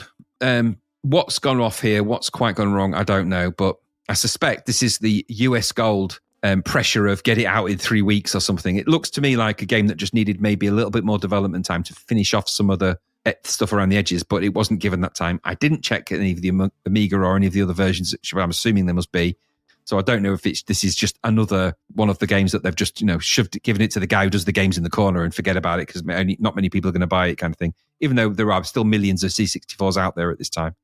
But I quite enjoyed what I played. And I think, I was kind of going with it. After P47, I wasn't holding out much hope for another arcade conversion. It's better than that, but it was just a little bit, I don't know, it just felt a little bit maybe underdone, underfinished. But 88%, I think is still high. I wouldn't be giving this anyhow. I'd be giving this lower than that.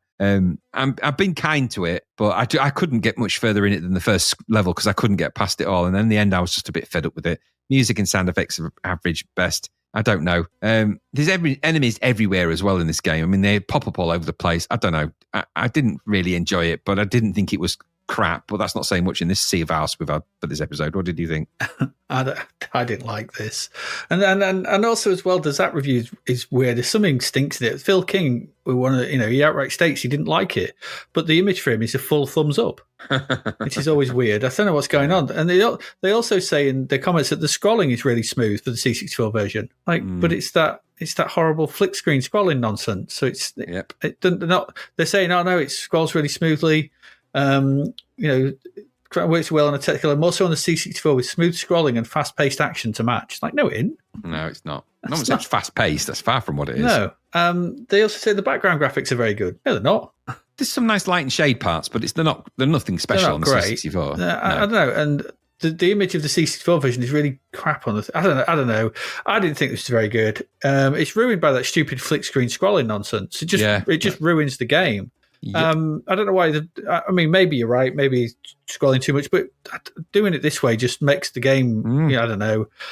Sounds aren't great. The visuals I thought were pretty ugly and bitty. Usually shot by people you cannot see. 88% for this is no chance. I think there's some real score inflation trying to keep the C64 enthusiasm alive. But I think you'd have been peed off if you bought this. I mean, people seem to like it on Lemon, but I don't know. There's not. I can't. I played this and I was like, oh, this is just it's really annoying to play. Just it doesn't because that scrolling just kills it. It just kills it. Yeah, it does. I don't know. And the arcade's really colourful in some of its levels as well. Yeah, exactly. And this isn't. It's really dark and not very particularly good. And what's going on with that weird loading screen? It just looks really weird. It's like, I don't know what that seems to be on all versions, but I don't know what it is. What is it? It's like one of them's they're carrying rockets, and one of them's shooting the rocket into the one's arm. That's not very good, is it? I don't know what's going on. I didn't like this. 88%'s a joke. This is 50 at best. Absolutely. Did you see the cover, by the way? Yeah, we'll come to the cover later. Let's just leave the cover for next week. Okay. But we will get to the cover. Trust me. Okay, fair enough. But let's park that discussion for next week. Okay. But yeah, I didn't think this was very good. I didn't enjoy my time playing it. There's some, the stealth element stuff where you're up against the wall and stuff. Okay, a bit Metal Gear Solid-y and things, a bit Metal Gear at the time and things, but I don't know. It just felt a bit, I don't know. I just didn't enjoy my time with it, but no. There you go.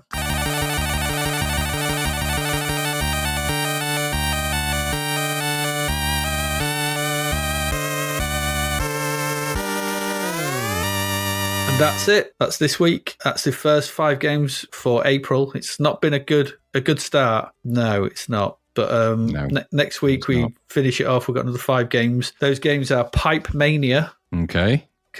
World Soccer. Weird Dreams. Oh no. Doctor Doom's Revenge. Oh no. And then After the War. This isn't sounding good, is it?